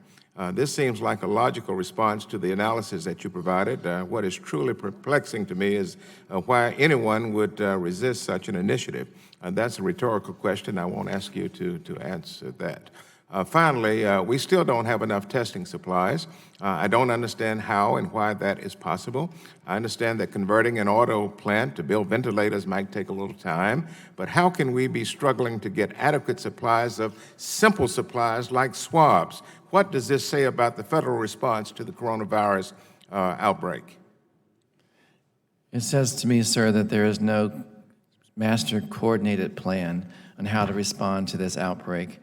We don't have a strategy or plan in place that identifies each of those critical components, and we don't have a designated agency that is sourcing those critical components and coming up with a strategy to make sure that we have those supplies when we need them. We need this comprehensive national strategy that's end-to-end about what includes every component to make sure we can respond and protect American lives. Thank you, Dr. Bright. You're a great American. Thank you very much. I yield back. The gentleman yields back. Pleasure to recognize the gentleman from Virginia, Mr. Griffith, for his 5 minutes questions. Thank you, Mr. Chairman. Madam Chairman, appreciate it. It seems like Mr. Navarro's done a pretty good job in listening to the questions. I do wish we had more of the information available, and it's one of the reasons why it's not your fault, but why I wish we had done this through the regular channels. But I would ask this on some of the questions that were just asked about supplies being available. I kind of got the impression from prior testimony that Project BioShield, which you urged us to put money into, and we put $700 million in 18 and 735 in 15 and 19, was supposed to take care of some of that. Am I misunderstanding Project BioShield? Project BioShield is used to invest in late-stage development of drugs and So it's for the vaccines, drugs. primarily, and some diagnostics. And So that didn't help on this at all? it didn't help on this at all, sir. All right. Now, that being said, and I did say, and I would hope that we would have had everything available to us, and I understand that may not be your fault, but it does create issues. But everything's going crazy. The people have all kinds of things going on. And this hydrochloroquine comes up, and there's some email exchanges, and Exhibit 54 from your documents indicate that Christopher Houchins writes, and he says, we should probably take a look at this. I'm paraphrasing, but the line I took out of it was, especially when we have few or no options. One of the frustrations I have had for years with our community trying to respond to all kinds of different diseases is we want to have the double-blind studies in place. We want to have all the science there, which makes sense if you have an alternative. But when you have few or no options, it seems to me you would go after those things that are available. And if hydrochloroquine is one at one point, then remdesivir, I'm assuming, have they done the double-blind studies related to COVID on remdesivir? Has that already happened? And then I've got an article from the Richmond Times-Dispatch, April 15th, where a doctor used high doses of vitamin C and a drug called Actemra, also an Actemra. All of these are floating out there. Doctors are using all kinds of things because we don't have other options. And so I'm wondering, what was the great hesitancy to at least let doctors try, and even if anecdotally it was having some effect, wouldn't you have to have that available in order to be able to do the tests? And if you've got few or no options, why wouldn't you want to go down that pathway? We want to make sure that the drugs that we consider are safe and effective. The highest priority is safety. So many of these studies that we had, or anecdotal evidence or reports we had, did not include a thorough safety vetting of those drugs. There are some known side effects with some of the drugs. Many of these drugs were repurposed, so they weren't built de novo. So we knew about some of those potential safety concerns, and we didn't have any evidence of how those safety concerns would appear in people infected with this virus takes over a lot of your body and actually infects multiple organs in your body and causes significant inflammation and multi-organ shutdown in some cases before death. And acute respiratory distress syndrome, it really turns your lungs into a brick. And It's so there's- scary stuff. And you said, though, on hydroxychloroquine that, one of the problems was you might have irregular heartbeat. If you're worried about not having a heartbeat at all, that's really not, you're not worried about irregular if you don't have one at all. Am I not correct about that? I mean, that's the concern. People were dying out there, and here was the first one that showed some promise. Why wouldn't we want to accept, an offer from a manufacturer to give us a lot of this and have it out there for widespread use if the doctors chose, just like the doctor in Richmond? That didn't work in that case. They actually used it in that case, and it didn't work. So he tried something else. I mean, I think that's really what we're going to have to do in an emergency situation. Am I not correct? We need to do it carefully, sir. We have to make sure that when we have that information available, with those potential drugs available, we are thinking outside the box. We're Can't we moving be so careful that aggressively. we actually accidentally kill people? We need to move swiftly, sir, and we've actually to show that we could put up a clinical study in the matter of less than a week. Okay. It's important to use the available clinical data, and if we know there are potential risks, we need to make sure that we're cognizant of those risks and make sure those drugs are used in a very safe and controlled manner. Yes, sir. And I appreciate that. And let me just say this. It's our job to ask some tough questions sometimes, but just like you found friendly ears at the White House, you might have found some friendly ears on our side of the aisle here as well. And I would note that in 2018, you were talking about vaccines and you were talking about offshore production. And I said, let me know what I can do to help get more production onshore, but I never heard from you. I'm happy to help. I want onshore production. I'm with you on a lot of these issues. I don't know what's going on behind the scenes. We've got to investigate that. Today, unfortunately, was not the day to do that investigation. We don't have enough information. A lot of stuff is not here for us, but don't hesitate in the future. If you see something, let us know on both sides of the aisle what's going on. I appreciate it, and I yield back. Thank you. Gentleman yields back. Pleasure to recognize the gentlewoman from California, Ms. Matsui, for her 5 minutes of questions. Thank you very much, Madam Chair, and thank you, Dr. Bright, for appearing before us today, and thank you for your public service. Dr. Bright, you described a series of missed opportunities that have left our country woefully unprepared for the pandemic's impact. Many Americans are eager to return to normalcy, as we can all understand. But to even begin safely reopening, we need widespread testing capacity, an organized contract tracing workforce, and a healthcare system that can handle further surge. And ultimately, a vaccine or therapeutic cure is required. I'd like to ask you a series of questions about your warnings to the administration while at BARDA. I'm hoping you can succinctly answer whether you believe each scenario will ultimately shorten or lengthen the time it takes for our country to safely reopen and recover from the coronavirus pandemic. On January 10th, you began pushing HHS leadership to obtain sequencing of virus samples.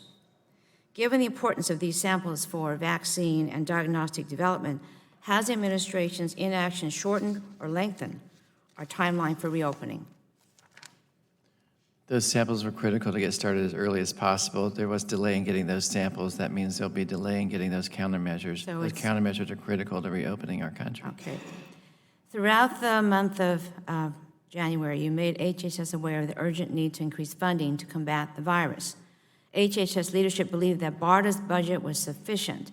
Has the delay of these resources shortened or lengthened our timeline for reopening? The delay of those resources have extended the timeline to make drugs available and vaccines. Sure. Therefore, it's extended our ability to respond to this pandemic. On January 18th, you pushed Dr. Cadillac to coordinate COVID-19 planning activities across the government. Dr. Cadillac initially rejected your request, suggesting it was not time sensitive. Did this delay in coordination shorten or lengthen our timeline for reopening? That lengthened the timeline for our reopening. We needed those early policy discussions to happen as soon as possible. From January through March, you pushed for HHS to ramp up production of N95 masks, swabs, and syringes. HHS failed to act quickly. Has this inaction shortened or lengthened our timeline to reopening? That inaction has put a lot of lives at risk, and our frontline healthcare workers, in no time to reopen our country, will bring those people back to us. Certainly. Thank you, Dr. Bright. Of course, there are many decisions made outside of these scenarios that influence when we can safely reopen. But from what I'm hearing today, HHS, if they heeded your warnings early, we could have proactively limited the toll this pandemic is taking on our country. It appears clear from the whistleblower report that the Trump administration prioritized political calculations above public health with regard to chloroquine and hydrochloroquine. Despite the lack of data supporting the clinical benefits for the treatment and prevention of COVID-19, the Trump administration promoted the drug's use to the American people because it was seen as a big, immediate win. Dr. Bright, do you believe there are other instances where the administration relied on politics rather than science to make coronavirus response decisions? And what consequences might those decisions have had on public health? We have a very rigorous scientific review process for all of the investments that we make for the drugs, vaccines, and diagnostics through BARDA and through our department, actually. And so there were some attempts to bypass that rigorous vetting process that caused me great concern and actually increased the tension between me and Dr. Cadillac. Without that scientific vetting, that does increase the risk of a drug being evaluated or supported that could have safety concerns. And we really needed to have the best scientists in our country weigh in on whether or not that drug should be evaluated and how it should be evaluated to address those safety concerns. Certainly. The Trump administration waited until April to invoke the Defense Production Act to increase the production of life-saving medical supplies like masks, months after doctors began experiencing shortages, and 3 months after your initial January warnings. Should HHS have invoked the Defense Act earlier to increase the domestic production of critical medical supplies like masks and swabs? I'm not an expert on the Defense Production Act and how it's used most effectively. I do believe that we should have been doing everything possible, placing orders early, ramping up supply, ramping up production of those critical medical equipment as quickly as possible, whether or not that's through the Defense Production Act or other mechanisms. It should have been a high priority. Okay, well, thank you very much, Dr. Bright. I run out of time, and thank you very much for appearing before us today. The gentlewoman yields back. A pleasure to recognize the gentleman from Florida, Mr. Bilirakis, Thank you, for his Madam 5 Chair. minutes. I appreciate it very much, and I want to thank Dr. Bright as well for your service to our country. I have a few questions, and I'm focusing on the hydroxychloroquine. When was the potential use of chloroquine and hydroxychloroquine as treatment for the COVID-19 first brought to your attention, sir? I believe it's probably mid-March, between March 10th and March 17th, somewhere in that time frame. And not prior to that? Not that I recall. The first I heard of the drug itself was a call I received from Dr. Woodcock at the FDA asking if I'd heard of the drug. And I hadn't heard of the drug, and I hadn't heard of its potential use for COVID-19 patients. She said there might be something interesting to look at. And she forwarded a manuscript, a draft manuscript, and that's the first I learned of the drug itself.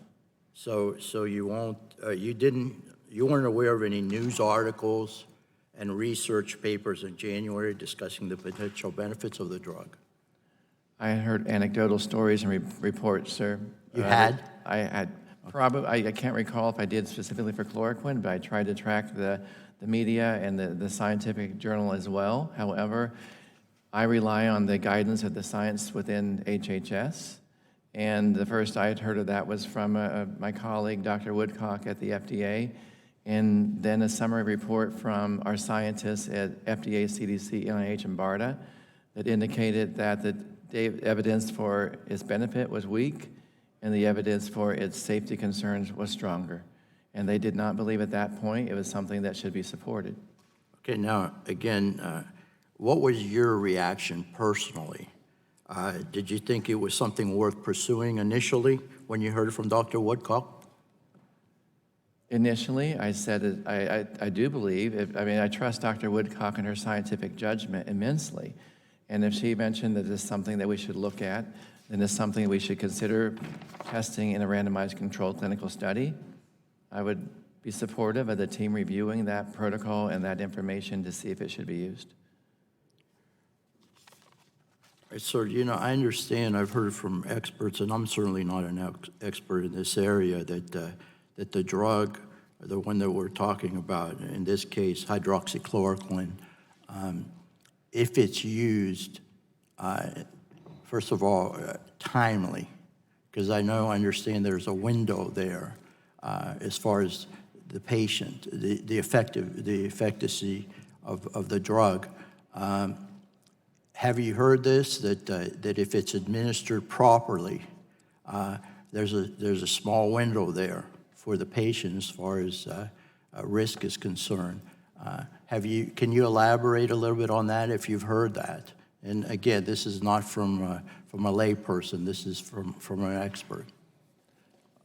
We have seen heard of anecdotal data from different physicians that they believe they've seen benefit or patient improvement from use of this drug in either combination with antibiotic azithromycin or a combination with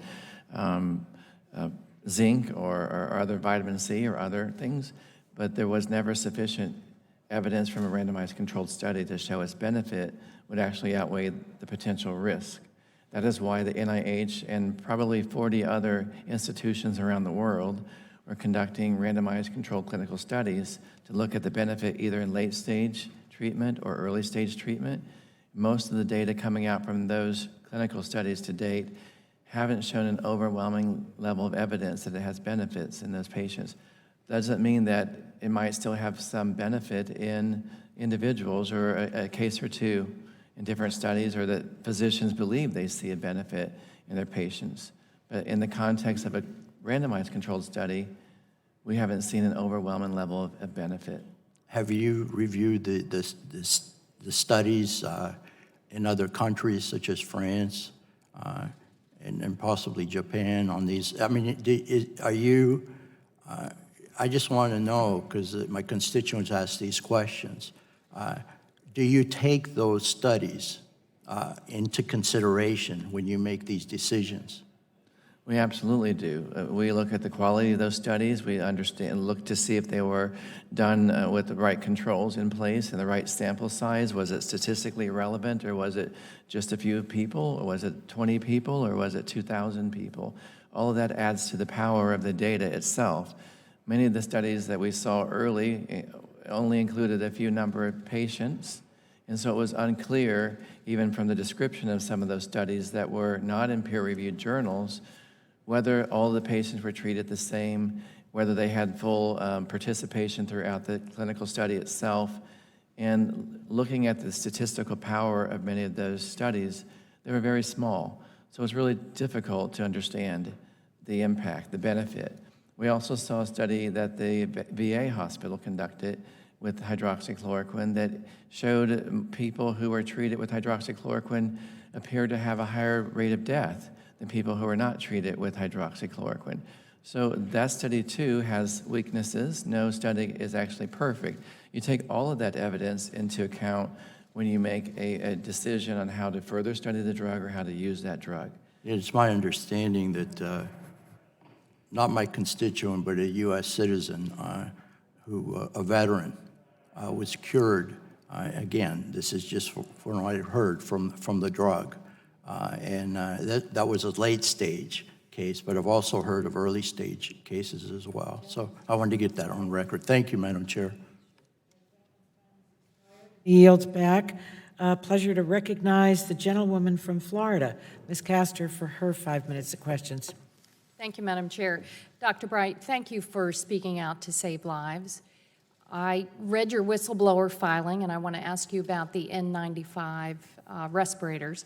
These respirators are essential personal protective equipment. They're not the cloth mask or surgical mask that everyday Americans are encouraged to wear by the CDC. Dr. Bright, are N95 respirators necessary to protect the lives of nurses, doctors, EMTs, and those on the front lines? Yes, they're required essential personal protective equipment to protect those frontline healthcare workers from getting infected.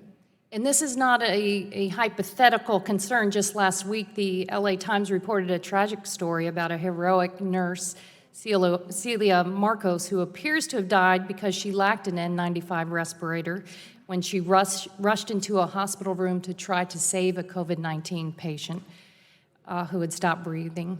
And this brave nurse is not the only one. According to another report, over 700 staff at just one Detroit area health system have tested positive for COVID-19, and the CDC reported over a month ago that over 9,000 healthcare workers had already contracted COVID and dozens have died. And I checked with my Tampa Bay area health providers, and one Tampa hospital said N95s are still very difficult to procure. She said there's a dire need for N95s. One of my community health centers says we continue to struggle to get N95s. And there's so many folks trying to sell knockoffs.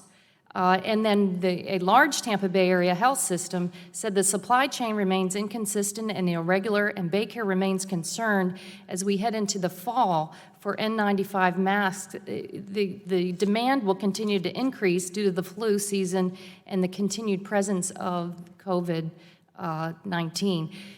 Dr. Bright, you understood that America would face a shortage of respirators in January. Is that right? We understood America would face a shortage of N95 respirators for a pandemic response in 2007.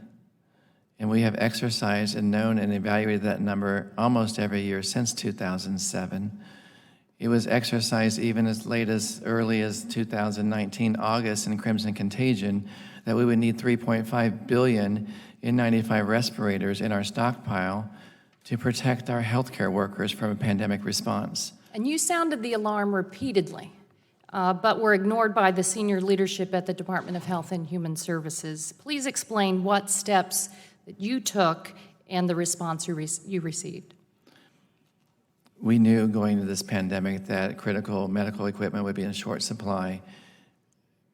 I began getting alerts from industry colleagues in mid and late January, telling me that from an outside view, from the industry view, that the supply chain was diminishing rapidly, telling me that other countries that we relied on to supply many of these masks were blocking export and stopping transfer of those masks to the United States.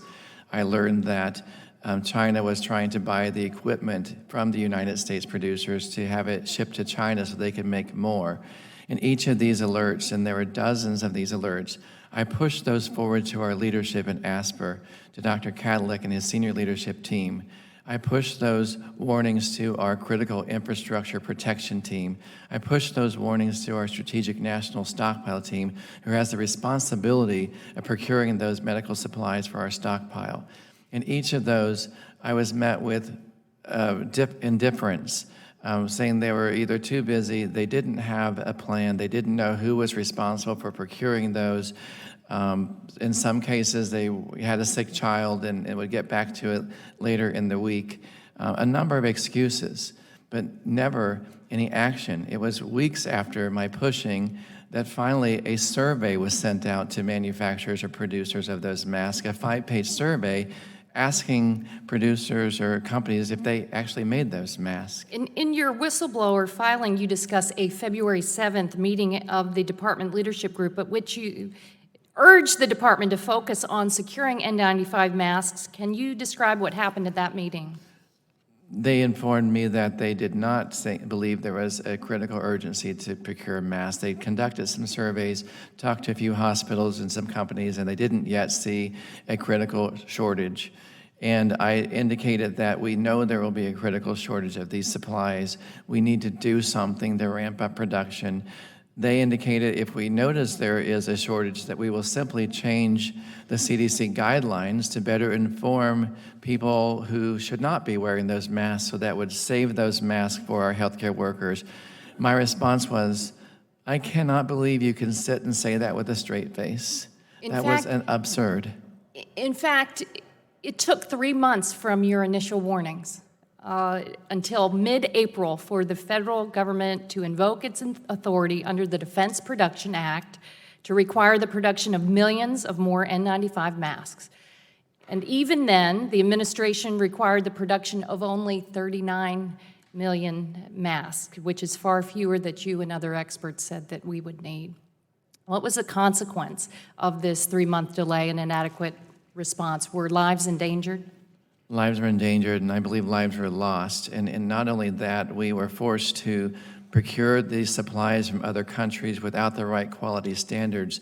So even our doctors and nurses in the hospitals today are wearing N95 marked masks from other countries that are not providing the sufficient protection that a U.S. standard N95 mask would provide them. Some of those masks are only 30% effective. Therefore, nurses are rushing in the hospitals thinking they're protected, and they're not. Thank you for your courageous effort. Gentlewoman's time has expired. A pleasure to recognize our colleague from Indiana, Dr. Bouchon, for his 5 minutes. Thank you, Madam Chairwoman, and thank you, Dr. Bright, for testifying. I appreciate it. I was a cardiovascular and thoracic surgeon and been in healthcare for over 30-some years, so I want to comment on, I'm not going to ask a question about hydroxychloroquine. I just want to comment on how the medical community responds to this type of thing. Doctors across the country will use drugs off-label in a circumstance where they don't have or they don't see a viable alternative to that. And I think this is one of those circumstances. I'm hearing from doctors across the country. And look, I'm with you. You have to have double-blind studies. You have to have proof under normal circumstances. But in this situation, I think a little bit of understanding and leeway from the federal government is in order.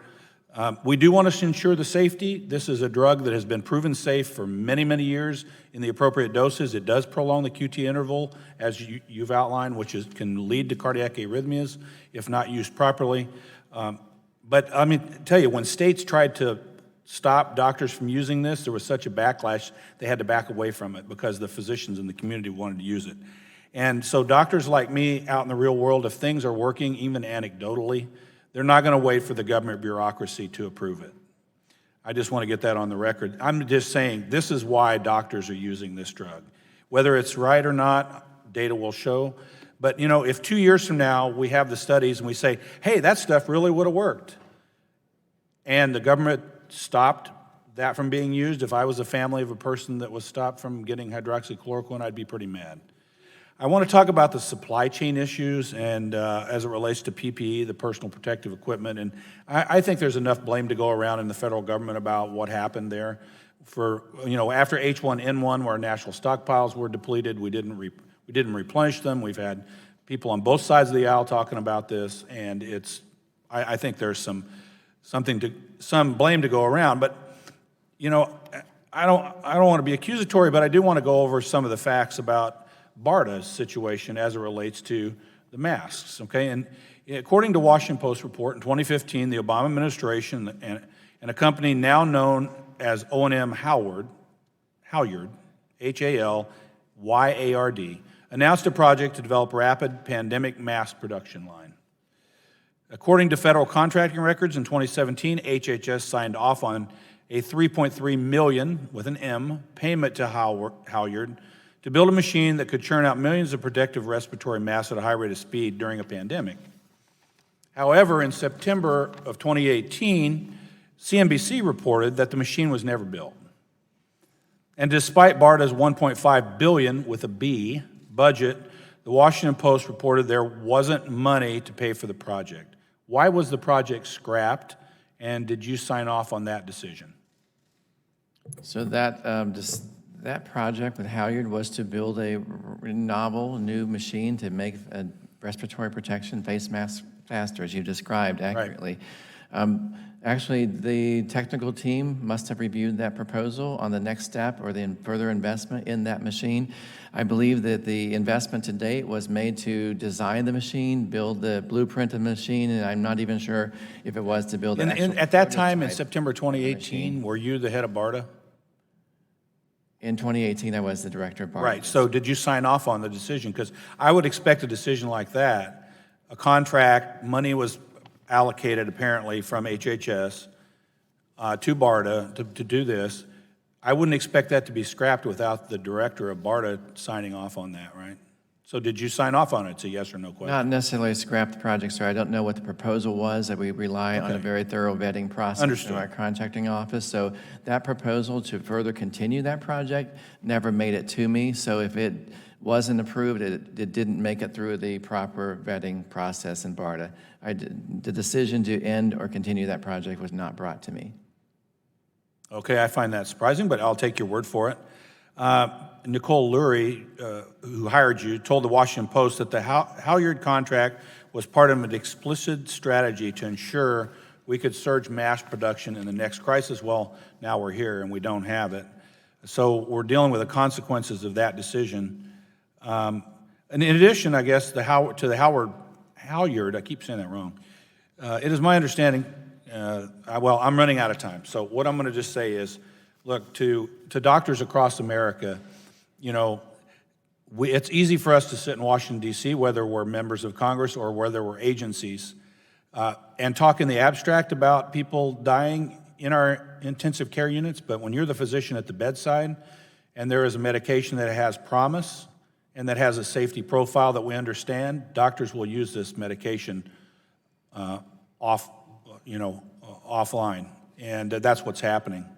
And, you know, whether that's right or wrong, we might take us years to prove, but in the meantime, people can die.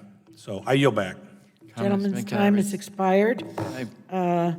It's a pleasure to recognize the gentleman from Maryland, Mr. Sarbanes, for his 5 minutes of questions. Thank you, Madam Chair. Dr. Bright, welcome back to this committee. The United States government deploys millions of dedicated public servants working together to achieve our shared goals as a nation, to promote effective government, and to protect the public interest, in this instance, to protect the public health. As a scientist and public health official, that was your charge, and you took it seriously. Unfortunately, the record shows that your superiors at HHS and potentially beyond, instead of valuing your expertise and experience, squandered it in ways that in this moment, in the face of this crisis, amount to gross negligence. They ignored your science-based pleas to pursue critical strategies, for example, your repeated calls to obtain virus samples from China and to find supplies, masks, respirators, swabs. They dismissed your science-based warnings about pursuing unproven strategies. They dismissed your concern, for example, about the stampeding towards hydroxychloroquine. We've heard about that today. And they sent you on errant missions to find treatments with little therapeutic value, all for the sake of satisfying political cronies. And you've testified about the miracle cure drug that was an example of that. Ignoring, dismissing your input was not harmless malpractice, because there's every reason to believe that if that input had been heeded, particularly your pleas for action in the early days of the pandemic, it might have saved thousands of lives. I want to thank you for coming forward. I want to thank you for blowing the whistle on the misguided and chaotic response to this pandemic. I am sure there are specific conversations, emails, moments in time that you remember like they happened yesterday. The inflection points where if the response to your warnings had been heeded, things might have been different. And I'm sure they haunt you and keep you up at night. From January of this year, tell me about just one specific moment when you had that sinking feeling in the pit of your stomach because you were not seeing the response that you knew needed to happen. Congressman, I'll never forget the emails I received from Mike Bowen and indicating that our mask supply, or N95 respirator supply was completely decimated. And he said, we're in deep shit. The world is, and we need to act. And I pushed that forward to the highest levels I could in HHS and got no response. And from that moment, I knew that we were going to have a crisis for our healthcare workers because we were not taking action. We were already behind the ball. That was our last window of opportunity to turn on that production to save the lives of those healthcare workers, and we didn't act. Listening to your testimony gives me chills because it all adds up to one inescapable conclusion. It didn't have to be this way. There was another path. Things could have gone differently. The federal response to the pandemic could have been much more effective. So here we are, at a moment when our country needs the kind of expertise and science-based guidance that you and others like you can offer us. These voices are too often being sidelined. Things are upside down. In you, we have someone who made the right call in the early days and has been removed from your position, while so many people who made the wrong call still have their jobs. Dr. Bright, when the counsel that you and others offer is cast aside, and I know you know this, it means that science and reason are also being cast aside. That's a dangerous impulse. It's an attitude that deprives our country in this critical moment of any real chance of getting ahead of this pandemic. But hopefully we can learn from this. There's still time to put science and reason back into the national strategy for fighting COVID-19. We need people like you to help lead us through this. The federal response has got to get smarter. It has to put science ahead of politics and cronyism and wishful thinking. Our committee will continue to press for that in the days ahead, and I know that you want to look forward. So tell us, what can we do now to learn from the mistakes of January and February and March and make sure that we navigate and lead our country through this public health crisis? Congressman, we need to install and empower leadership. And we need to unleash the voices of the scientists in our public health system in the United States so they can be heard. And their guidances need to be listened to. And we need to be able to convey that information to the American public so they have the truth about the real risk and dire consequences of this virus. And they have the truth about the consequences of their actions if they don't follow those guidances. And we don't have a single point of leadership right now for this response, and we don't have a master plan for this response. So those two things are absolutely critical. I would also encourage Congress to ensure there is oversight in this response. Large sums of funding have become available to help us as scientists and others respond to this outbreak.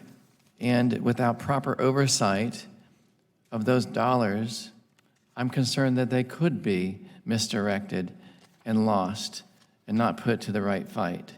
So I would urge Congress to continue and increase their oversight in how those funds are being spent and making sure they're prioritized and used appropriately to end this pandemic. Thanks for that caution. I yield back. The gentleman's time has expired, and he yields back. Pleasure to recognize the gentlewoman from Indiana, Ms. Brooks, for 5 minutes for her questions. Thank you, Madam Chairwoman. Dr. Bright, with all due respect, the Vice President was named the head of the Coronavirus White House Task Force, which was actually a recommendation from a bipartisan blue ribbon study panel that issued recommendations years ago and thought the office of the Vice President ought to be in charge of the response. And so, with all due respect, I believe there is that coordination. And part of what I'm very, very concerned relative to this hearing is that there's the impression being made that there's been no plan. And in fact, that's part of what the reauthorization of PAPA that I worked closely with you, Dr. Kadlik, that Congresswoman Eshoo, Dr. Burgess, so many of us relied on you all to share with us what we needed to do to reauthorize PAPA, which most members of Congress really didn't know what that was, Pandemic All Hazard Preparedness Act. Most members of Congress and most members of the American public didn't know we had strategic national stockpiles and that we might actually be short some of these things until this all hit. But we did get that reauthorized, and it was signed into law in June of 19. Do you recall that? Yes. And Dr. Bright, you joined BARDA to lead the Influenza Division in 2010, right after H1N1, because of your expertise. And we rely on your expertise, and you became director in 2016. After, and you mentioned it in 2007, but after the 2009 H1N1 pandemic, the supply of masks in the Strategic National Stockpile was not resupplied. You've mentioned that actually we've had a problem since 2007. So, but I have to share with you, members like Congresswoman Eshoo and I who've had discussions about this, many of us really didn't know that. We, as members of this committee, did not know and were not told of these shortages of masks as we worked through reauthorization of this important law. Were you aware of this issue, and did you push HHS to maintain mass production for purposes of replenishing the Strategic National Stockpile before this happened in January? Before 2017, we actually held an annual review of the Strategic National Stockpile that was chaired by Dr. Laurie at the previous ASPR. Since we removed the Strategic National Stockpile from the CDC management under the ASPR management, we have not yet had an interagency cross-departmental review of the supplies in that Strategic National Stockpile. We went through an annual prioritization process. There's always been limited funding and never enough to completely top off the stockpile. Did you know Greg Burrell? I do. He retired. Yes. Prior to all of this happening. He led the Strategic National Stockpile. Yes. Did you have conversations with Greg Burrell from 2009 until 2020 about what was in the Strategic National Stockpile? Absolutely. The flu risk management meeting met on a monthly basis, and each year they reviewed and prioritized items that should be purchased by the Strategic National Stockpile. Okay. That body, which I actually directed for some time, made recommendations and prioritizations to the Strategic National Stockpile. However, it was the Strategic National Stockpile's responsibility to make those purchases. And how about FEMC? Does BARDA participate in FEMC? And would you please, very, very briefly, because my time is limited, explain what FEMC is? This is a plan that experts like yourselves participate in. So I want the American people to know there have been plans. There have been plans that FEMC had forth a 2017-18 implementation plan. The White House put forth, in September of 2018, a National Biodefense Plan. Did you participate in that National Biodefense Plan? I did, and many of us did. And it was the first time that our country had actually put forth a National Biodefense Plan. Many said it was kind of landmark, and same thing with FEMC, putting forth many plans. So I want the American people to know a lot of folks over a long period of time have been focused, but yet we did not still have enough. We didn't have enough swabs, we didn't have enough masks, we don't have enough gowns for all of those incredible healthcare providers. So I don't want everyone to be given the impression that you raised the flag just in January, okay, when you saw it was short, because you hadn't gotten the job done prior to January, and you were at those tables, as were so many others.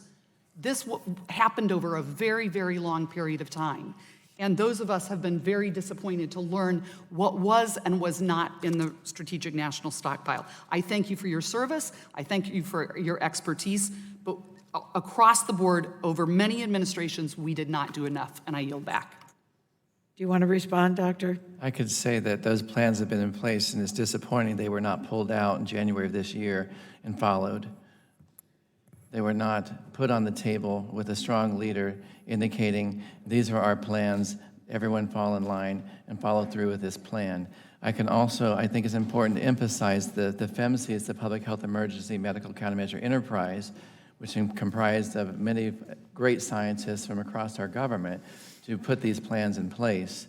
But since 2017, we have largely dismantled that FEMC organization. We have not had those interagency discussions for a number of years. The Executive Enterprise Committee and Executive Leadership Committee, we may have had 1 or 2 meetings at most in a new restructured or reorganized FEMC organization. So the partners and colleagues across government haven't had those venues to even talk or coordinate for a number of years to understand what that plan looked like and how they would work together to implement that plan when the day came to need it. Okay, the gentlewoman's time has expired, and she's yielded back. Pleasure to recognize the gentleman from New Mexico, Mr. Lujan, for your 5 minutes of questions. Thank you, Madam Chair. Dr. Bright, you've described pressure from senior Trump administration officials to promote the malaria drug chloroquine and hydroxychloroquine to treat COVID-19 despite the lack of scientific support for this treatment. According to your account, when Bayer offered to donate chloroquine pills to the Strategic National Stockpile on March 17, your team of experts at HHS determined that, quote, there are safety liabilities associated with the drug, close quote, and that, quote, accepting the donation could lead to widespread use that is not supported by any clinical data, close quote. Further, one of the public health experts advising you said, quote, no data available to support that chloroquine provides clinical benefit to the treatment or prevention of COVID-19, close quote. Yes or no, Dr. Bright, are there safety liabilities associated with chloroquine? There are, yes. According to your whistleblower complaint at the time of the Bayer offer, the consensus from BARDA and FDA scientists was that it was advisable to wait for additional clinical data before making any recommendations on the use of chloroquine to treat COVID-19. Is that correct, yes or no? That is correct. Yet on March 19th, the Bayer moved forward and announced the donation of chloroquine, and President Trump told the country at a White House press conference that the drug had, quote, shown very, very encouraging early results, close quote. Yes or no, was the president's statement accurate? I do not think that was the best informed statement. In that press conference, the president also said that the drug had, quote, been around for a long time, so we know things don't go as planned. It's not going to kill anybody, close quote. Yes or no, is that statement accurate?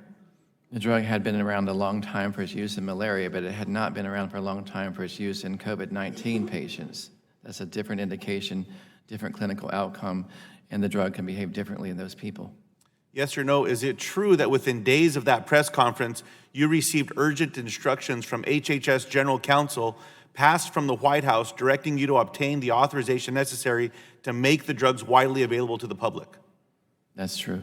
Yes or no, did the pressure from the White House and HHS General Counsel put you in a difficult position? Yes. And how did you handle this pressure while still trying to protect the American people? We had to come up with an alternate solution that our administration would accept. Yes or no, did the administration respect this compromise? They accepted eventually. The emergency use authorization option was accepted by Dr. Cadillac and the administration, yes. What I'm aware of, and I would agree with that the HHS Assistant Secretary for Health, Admiral Brett Goyer, on April 4 said this compromise, quote, matters not, close quote, and that the drug needed to go to pharmacies as well as hospitals. Dr. Bright, there are only 24 hours in a day, and every hour you and your team had to spend on chloroquine is an hour you couldn't work on fighting this virus. Yes or no, did the president's obsession with this issue distract you and others on your team from your mission of saving lives? The directive we received to prioritize and put an expanded access protocol in place within 48 hours was extremely distracting to dozens of federal scientists who were focused on the coronavirus outbreak. They had to set aside all other work to try to put together this protocol in the 48-hour directive time period. Yes or no, did it distract from efforts to prepare for this crisis, including securing PPE and ramping up testing and the production of other essential supplies? It distracted from their efforts in developing other vaccines and drugs and that they were focused on at that time. It was a different group of individuals who were focused on procuring PPE. Dr. Bright, just yesterday, the president questioned the testimony of Dr. Fauci when discussing children and schools. The president insisted that, quote, it has very, very little impact on young people. Dr. Bright, yes or no, do we know that the president's statement is accurate? There's a lot we don't yet know about this virus, and it's really concerning over the last few weeks that we're getting more and more data out of New York and other places where they've had high numbers of infections of the impact of this virus in children. It's very different presentation and outcome in children that we see in adults, and it's very concerning, and we don't yet have an answer for that, but we should proceed very cautiously and not have any hope or knowledge that we know everything about this virus. Dr. Bright, I want to end by quoting your testimony, quote, "Without clear planning and implementation of the steps that I and other experts have outlined, 2020 will be the darkest winter in modern history." The darkest winter in modern history. Yes or no, do you believe this administration is doing everything it can to prevent the darkest winter, and what more should they be doing? I believe there's a lot of work that we still need to do. And I think we need still, I don't think, I know, we need still a comprehensive plan, and everyone across the government and everyone in America needs to know what that plan is and what role they play. There are critical steps that we need to do to prepare for that fall, for that winter coming.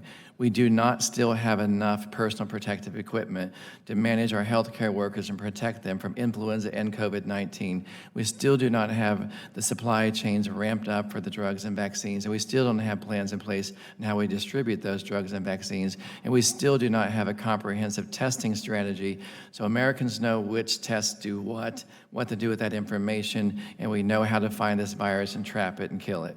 There's a lot of work we still have to do. Gentleman yields back.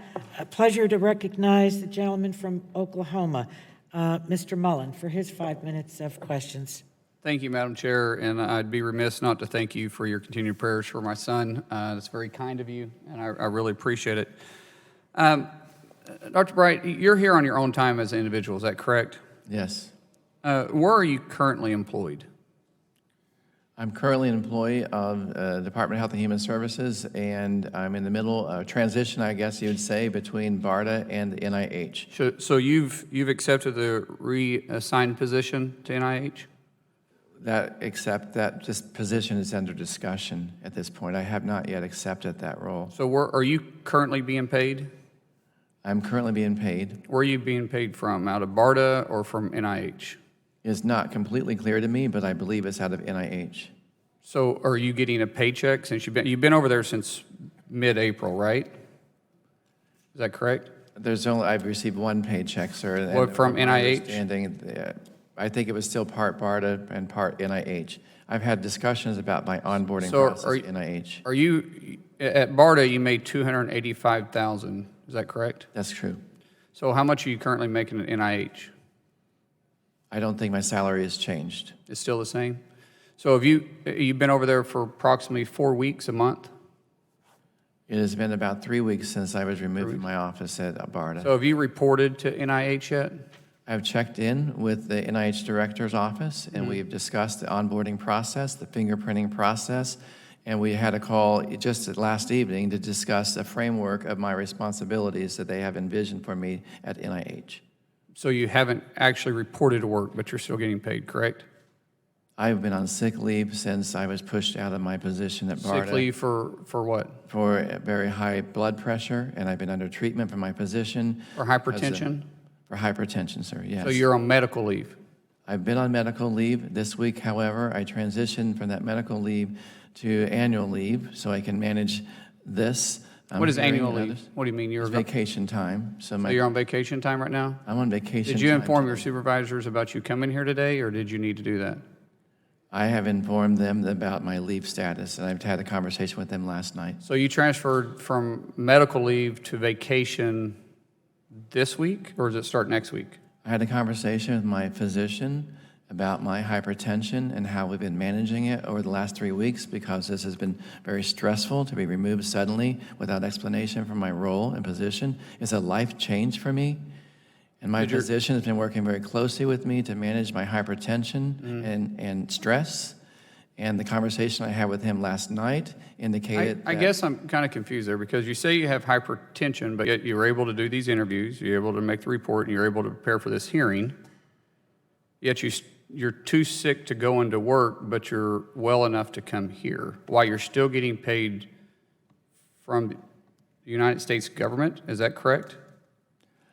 Sir, I've been under medical leave until I get that, but if you've been underneath medical leave, too sick to do that, but yet you can prepare for a 2-hour hearing, I just having a hard time tracking that. I have a hard time understanding that. And if you have hypertension and you're too sick to go to NIH, but you didn't ever experience that in BARDA, right? You never had issues in BARDA?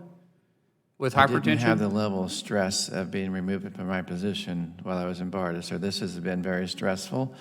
And my physician was very concerned. I get it. People handle and we pressure, have been people working handle on pressure quite managing different. that. But as a director of BARDA, I'd feel like you're in quite a bit of stressful position when you're trying to manage a pandemic, but you can't manage that, or you could manage that, but you can't manage your own hypertension when it comes because you got removed from the office, but yet you can still receive pay from NIH, but you can't show up for work, and then all of a sudden you can prepare for this, but you can't do that. I just have a hard time understanding it. I know you're a bright individual and very smart, but you are an employee of the federal government, and I just want to make sure you're not doing something to deceive the American people at the same time getting paid from the United States government. With that, I'm going to yield to our ranking member, Walden. I thank the gentleman. Dr. Bright, your lawyer appears to have a pretty substantial binder there, and I know Mr. Guthrie asked about the documents that are on the table. Are those the exhibits to your complaint to the Office of Special Counsel? I don't know what these are. I'll direct it to the council then, since she's answered other questions. Are those the exhibits to the complaint to the Office of Special Counsel? Some are, and some are my work product, and some are my notes, and they're not appropriate to turn over to Congress.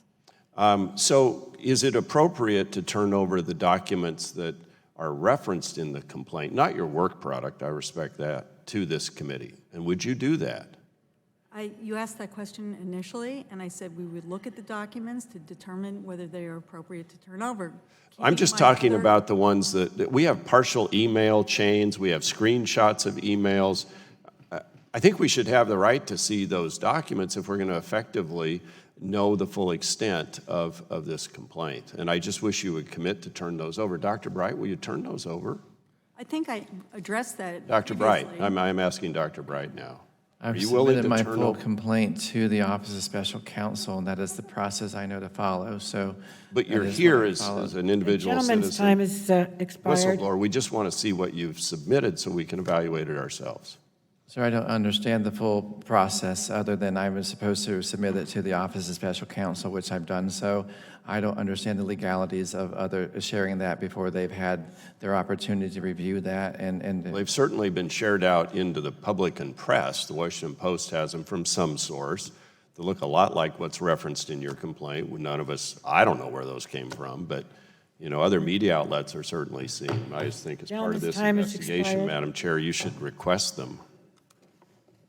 We will seek all information that's appropriate to be submitted to the committee. And what I circulated, or we circulated to all members of the subcommittee were the emails that were public, as well as the complaint.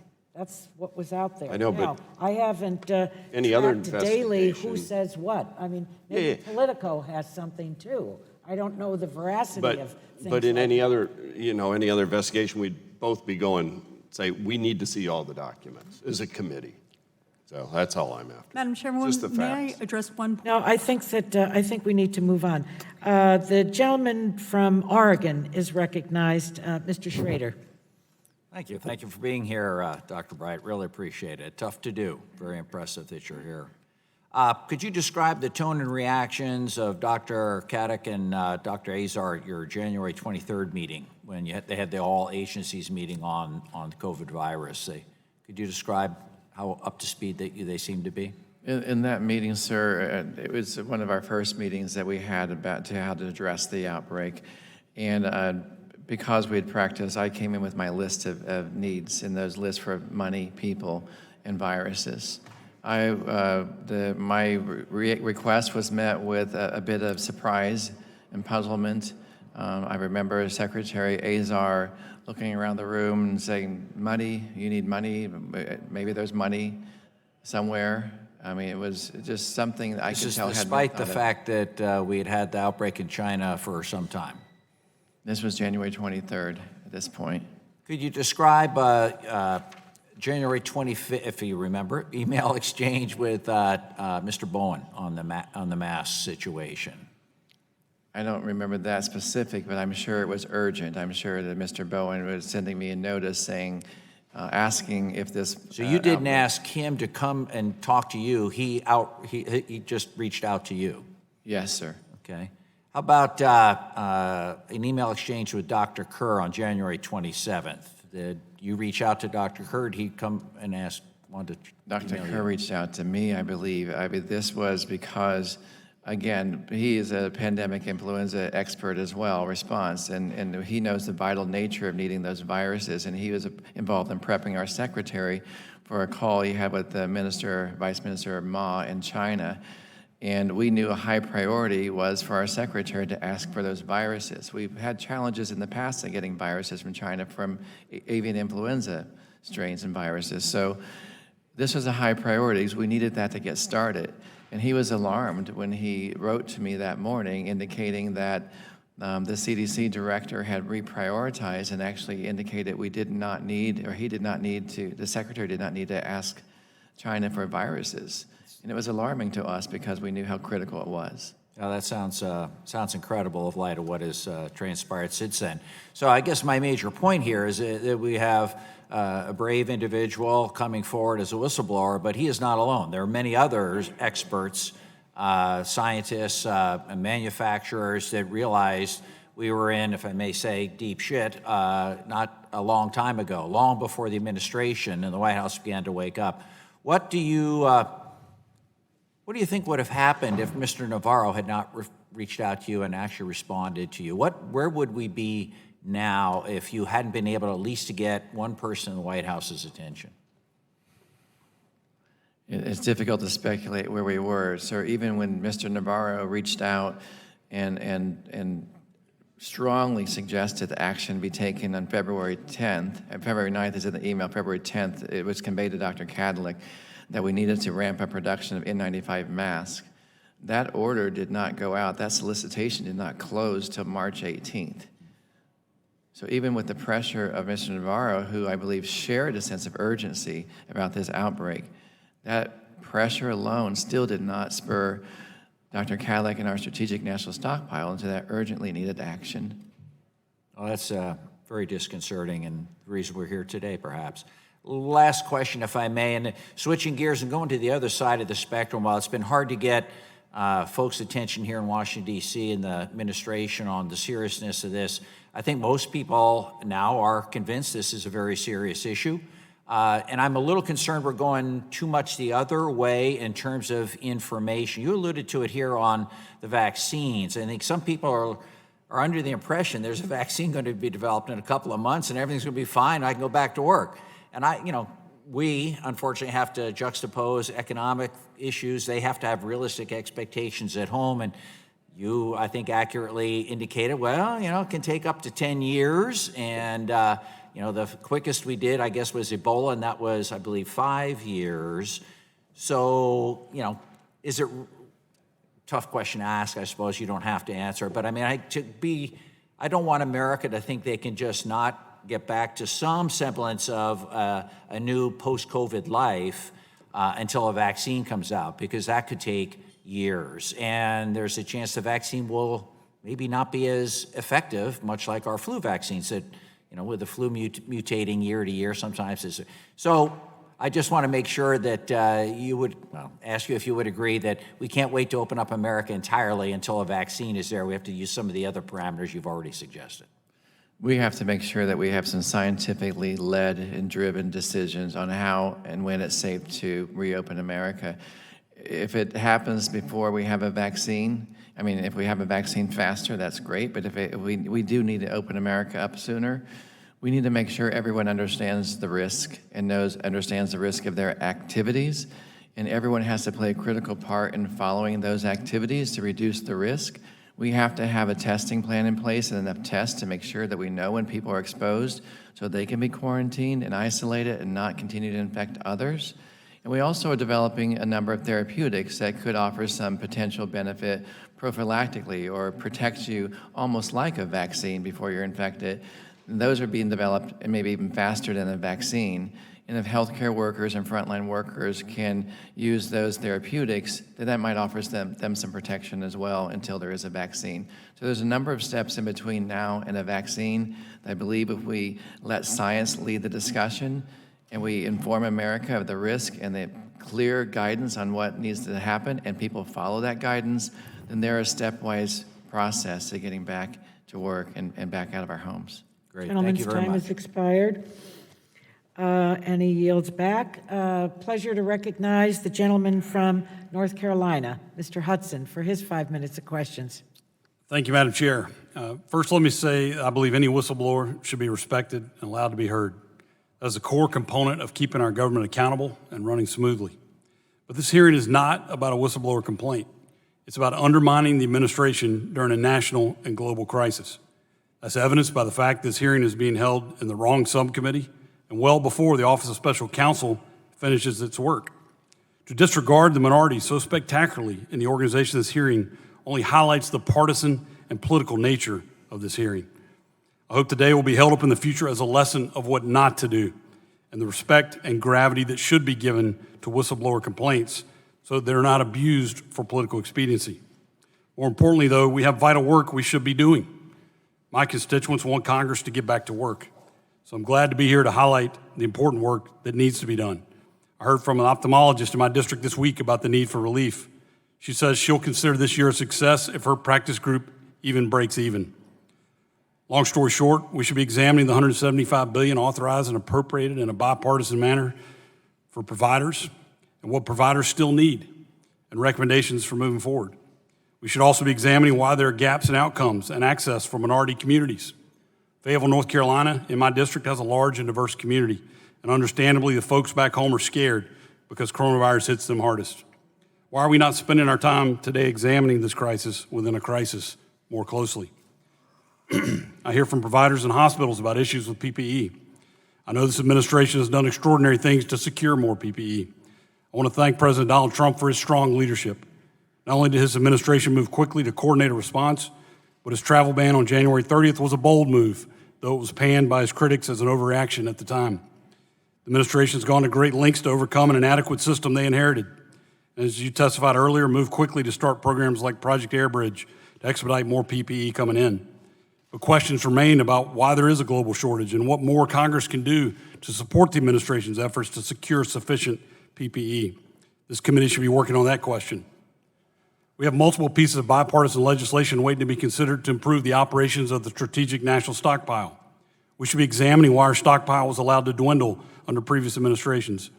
The answers to these questions and solutions to these problems are timely and critical to helping this administration combat this virus and the deadly disease it causes.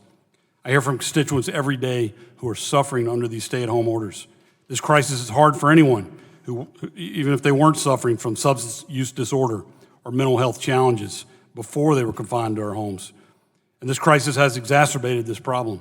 Why are we not examining access issues to mental health providers and the effects this crisis has had on our constituents' mental health? Dr. Bright, you're no doubt an accomplished scientist, and I appreciate the service you've rendered this country. You deserve to be heard, and your whistleblower complaint should be given the serious consideration any whistleblower complaint deserves. But we also deserve to have the opportunity to ask questions about serious allegations that have been made against you. And I'll note again, this is not the time or place for that hearing.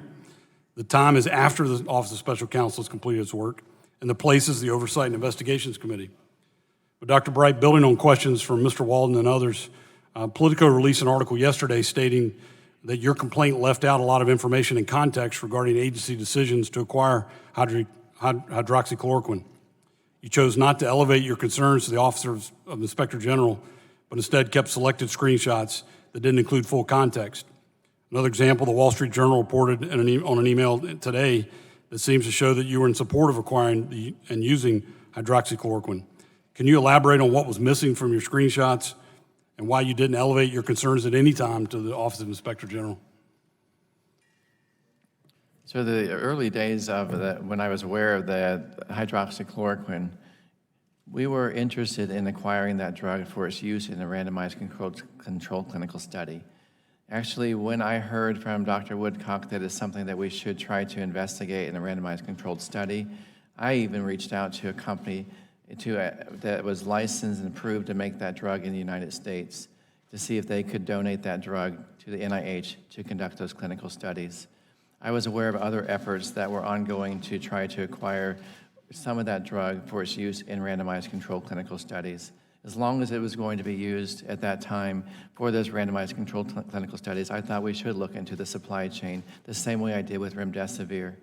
It was only after I learned that that supply that was being discussed was coming in from Pakistan and from India, from facilities that were not approved by the FDA, and the drug was not approved for use in the United States, that I became increasingly alarmed of having that drug in the United States. Second, it was when I learned that the plan was to make that drug available through an expanded access program so people could potentially get that drug and not be under the close supervision of a healthcare provider.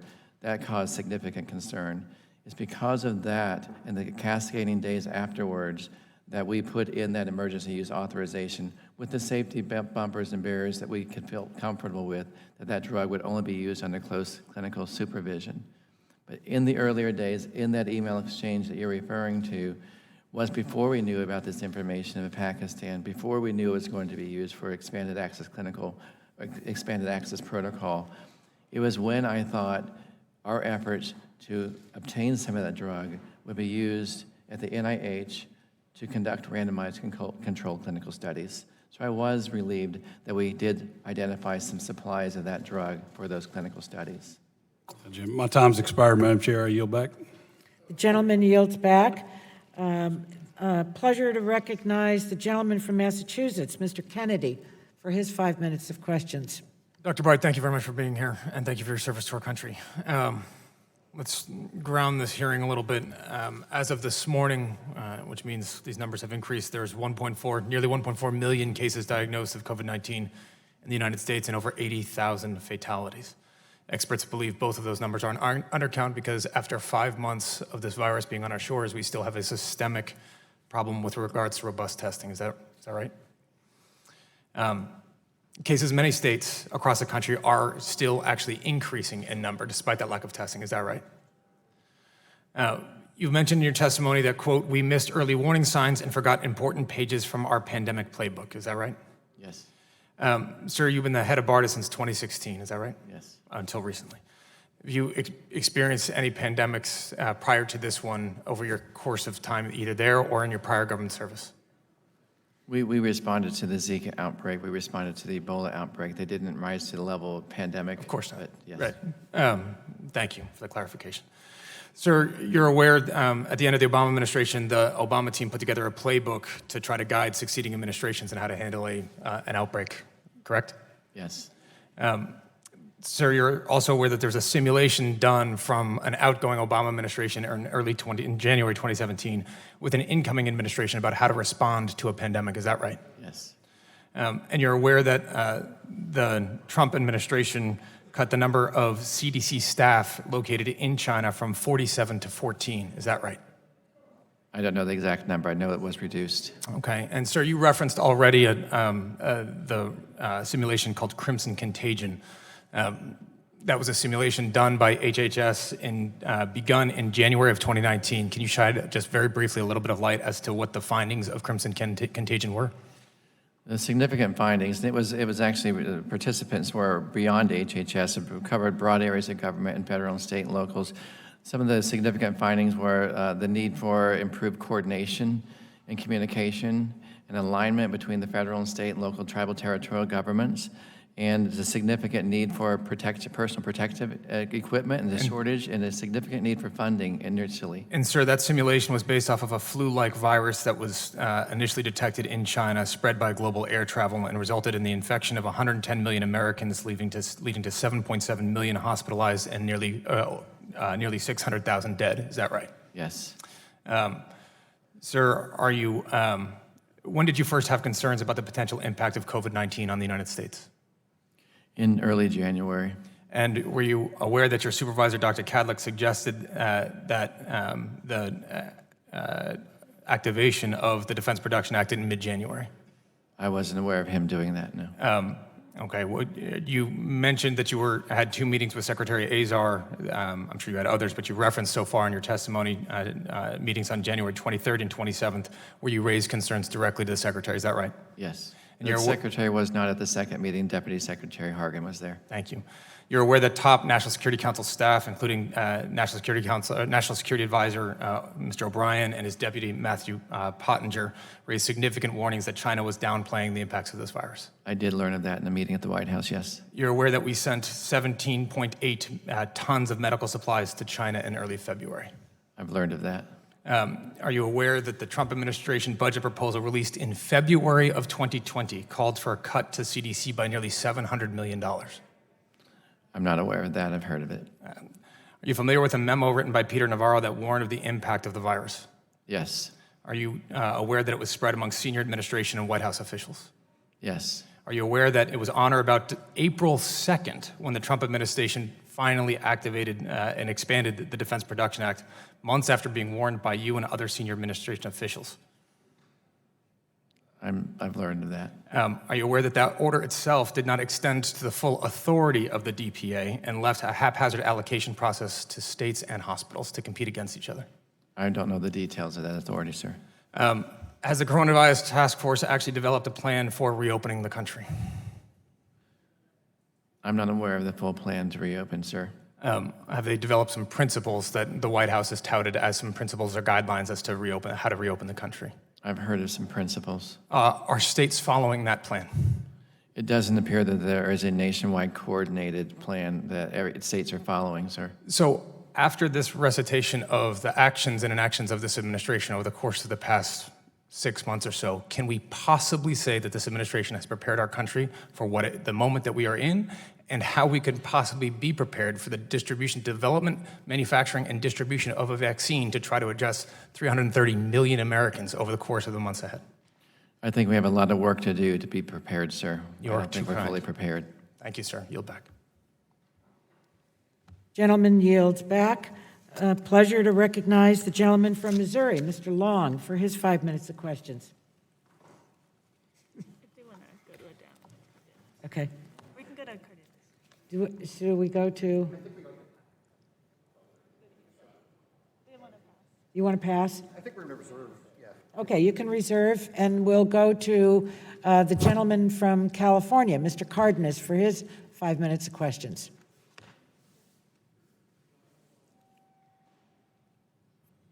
Okay.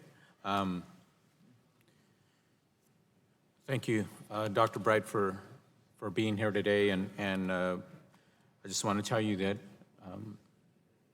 my family, my community, and myself, we appreciate your 25 years of focused service, specifically when it comes to addressing pandemic outbreaks.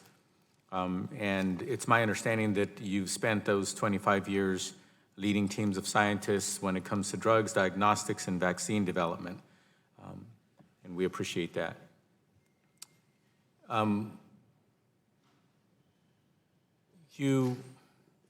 When an administration or decision makers prioritize politics over science, does that tend to increase or decrease the likely results of the loss of life in the middle of a pandemic?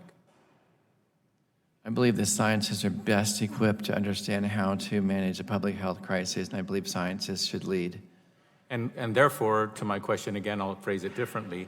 If the scientists are not leading and the politicians are leading with the final decisions when trying to address the issues of pandemics that are taking people's lives, that way of handling it, does that likely increase the loss of life, or is it likely to decrease the loss of life?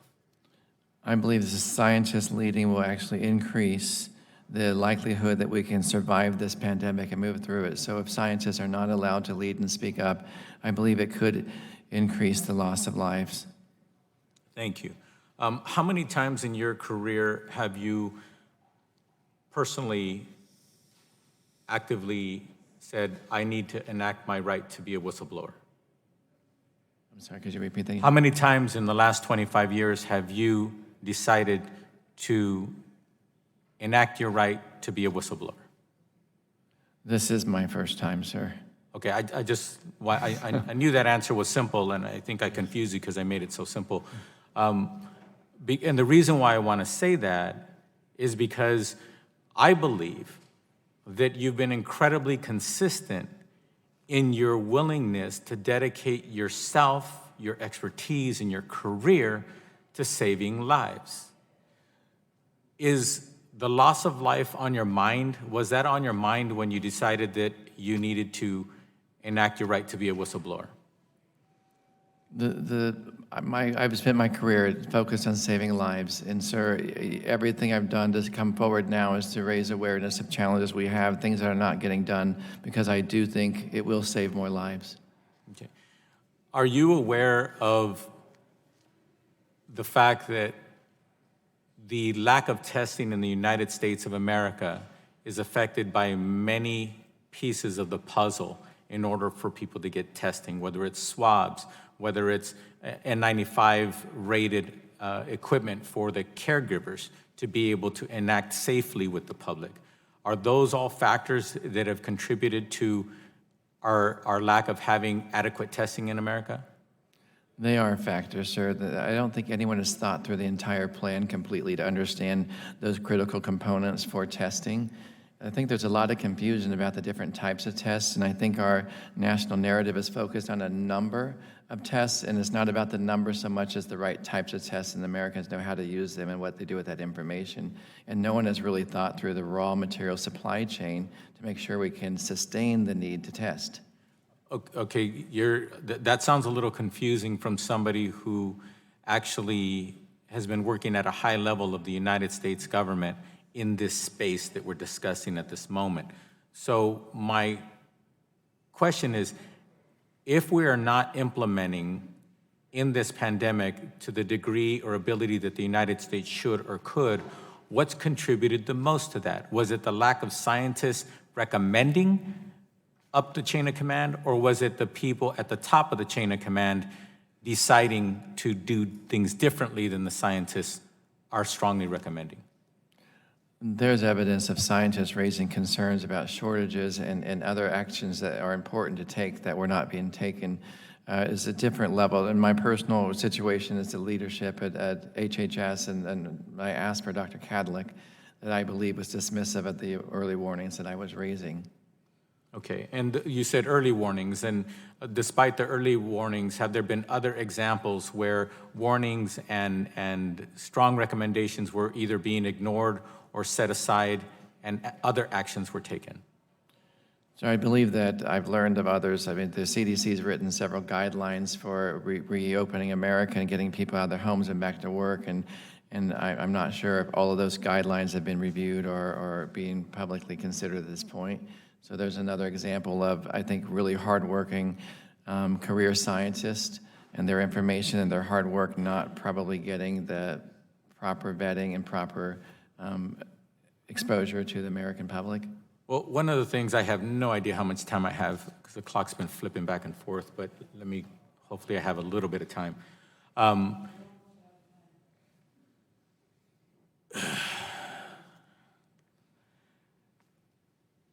We've heard boasting from the White House about millions of personal protective equipment, PPEs, as everybody knows them as. Millions have gone out to America. But fact, to date, we should have had billions gone out throughout America. Isn't that the disparity? There's a huge disparity, and healthcare workers are having to compromise their protection and their health and safety because they're having to be creative and reuse a single mask for the entire week or come up with novel sterilization practices that are not proven or tested yet. So that disparity actually is impacting our frontline workers, and those are the people whose lives we really need to preserve so they can treat others. I have family members who are working in hospitals today on the front lines who have been telling me that they are wearing equipment for days at a time that they're supposed to be disposing of several times a day. Gentleman's and they're time having is, to use them over and over. expired. So thank you very much, Madam Chair. And if somebody could do a better job of the clock, Yes. I'd appreciate it. It kept flipping back and forth. I was trying to. You're absolutely right. It got stuck at 4:44, went to 0, and popped up to 1:21. So I'm watching too. My father was a watchmaker, clock repair man. Where is Daddy when we need him? A pleasure to recognize Mr. Long from Missouri for his 5 minutes of questions. Thank you, Madam Chairwoman. And Dr. Bright, you contend that your removal was because the Trump administration and HHH leadership in particular lacked scientific integrity. Do you think that Dr. Fauci lacked scientific integrity? Sir, I don't think my removal has anything associated with Dr. Fauci at all. I think my removal was because of tensions and actions I took between my supervisor, Dr. Cadillac, and myself. Do you know about Dr. Fauci's testimony 2 days before at the Senate Health Committee? I'm aware of that testimony, yes. If HHH leadership is so hostile to scientific integrity, as you say, as you allege, how do you explain Dr. Fauci being allowed to testify forthrightly, to serve in a prominent role on the White House task force, the administration, and direct NIAID's extensive research efforts? So I'm not sure what decisions are involved in allowing Dr. Fauci to testify or not. That's not something. Can you say that again? I'm not sure. I'm not aware of what process or decisions are involved in allowing Dr. Fauci to testify or not. But he was allowed to testify. I know he was, but I thought I understood you to ask me if that was appropriate or if he was not being allowed to. Maybe you can repeat your question if I misunderstood it. Okay, what I'm saying is you're saying HHS is hostile to scientific integrity. And if that's the case, can you explain why Dr. Fauci was allowed to testify forthrightly in the committee? If they're hostile to, why would you let him come out and testify without any no holds barred? I'm saying that my supervisor was not following proper scientific process that we have in place for BARDA. I'm not actually saying the administration is hostile against scientific integrity in all cases. So I'm saying in my particular situation, as in my claim, my supervisor was conducting an inappropriate activity that was going around proper scientific vetting. That is what I put in my claim. Why did you not bring these concerns to Secretary Azar or his chief or the Inspector General? Why did you not bring any of them into the loop and say, hey, I have these concerns? Sir, I believe some of the activities were not isolated with Dr. Cadillac. I think some of his senior staff was also aware of some of the processes that were being utilized to go around our traditional review process, scientific review process. But wouldn't normal protocol in any situation be that you go to the Secretary of HHS or his Chief of Staff or the Inspector General with your concerns instead of just gathering them up and deciding that one day you're gonna? Well, I didn't decide that. I was pushed out, sir, and involuntarily transferred without my knowledge. But you had these concerns, so why didn't you take them to your superiors when you had the concerns? And maybe none of this, maybe we wouldn't be here today. It wasn't easy for any of us to get here today. Sir, I requested an IG investigation, as is my claim. I think it was in 2018, that they look into what I believe was inappropriate pressure, political pressure on some of our contracting activities in discussion about procurement integrity. And I do not think that that was ever followed through on. So Did you bring your concerns to the Inspector General? I do not believe they were followed up through and submitted to the Inspector General. I raised those concerns to our HHS. But you personally didn't talk to the Inspector General, didn't raise the concerns with the Inspector General or with Azar's chief or with Azar, correct? I raised those with the Secretary's Office of General Counsel. They were present in that meeting, sir. I'll take that as a no. Okay. You state in your testimony that HHH leadership was dismissive about your predictions about the broader outbreak and the pressing need to act. However, it's my understanding that it was Dr. Redfield at CDC who alerted the White House's National Security Council about the risk of the virus on January the 2nd, and a high-level team with the NSC's Counterproliferation and Biodefense Directorate quickly began meeting to address the possibility of a pandemic. Do you consider Dr. Redfield's actions here to be dismissive about the threat of a coronavirus?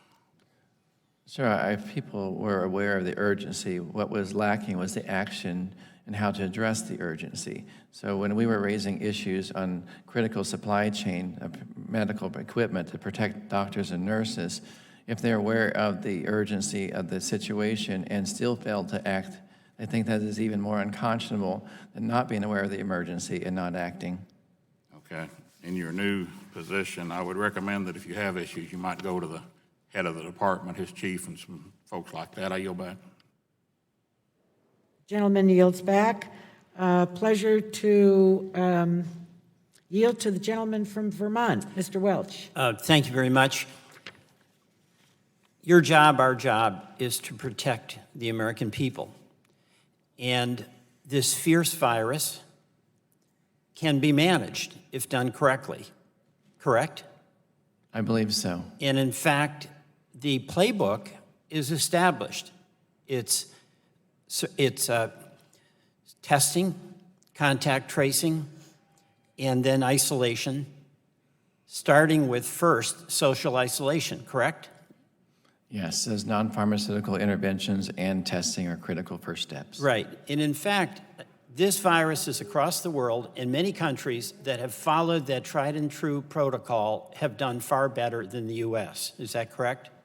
We have seen differences in the response and the outcomes of that response around the world. I'll go through some of those. And, you know, the Johns Hopkins study that said that the U.S. had the best preparedness, it turned out we have the worst response, correct? With the most cases and the most deaths.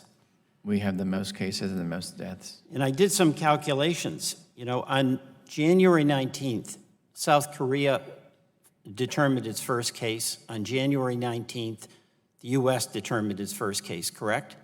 January 20th was the U.S., yes. All right. And if we had the same response to South Korea by population, they had 33,000 deaths.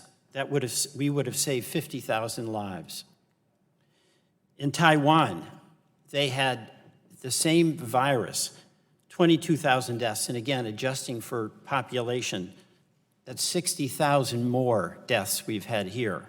Singapore, 82,000 more deaths. New Zealand, 65,000.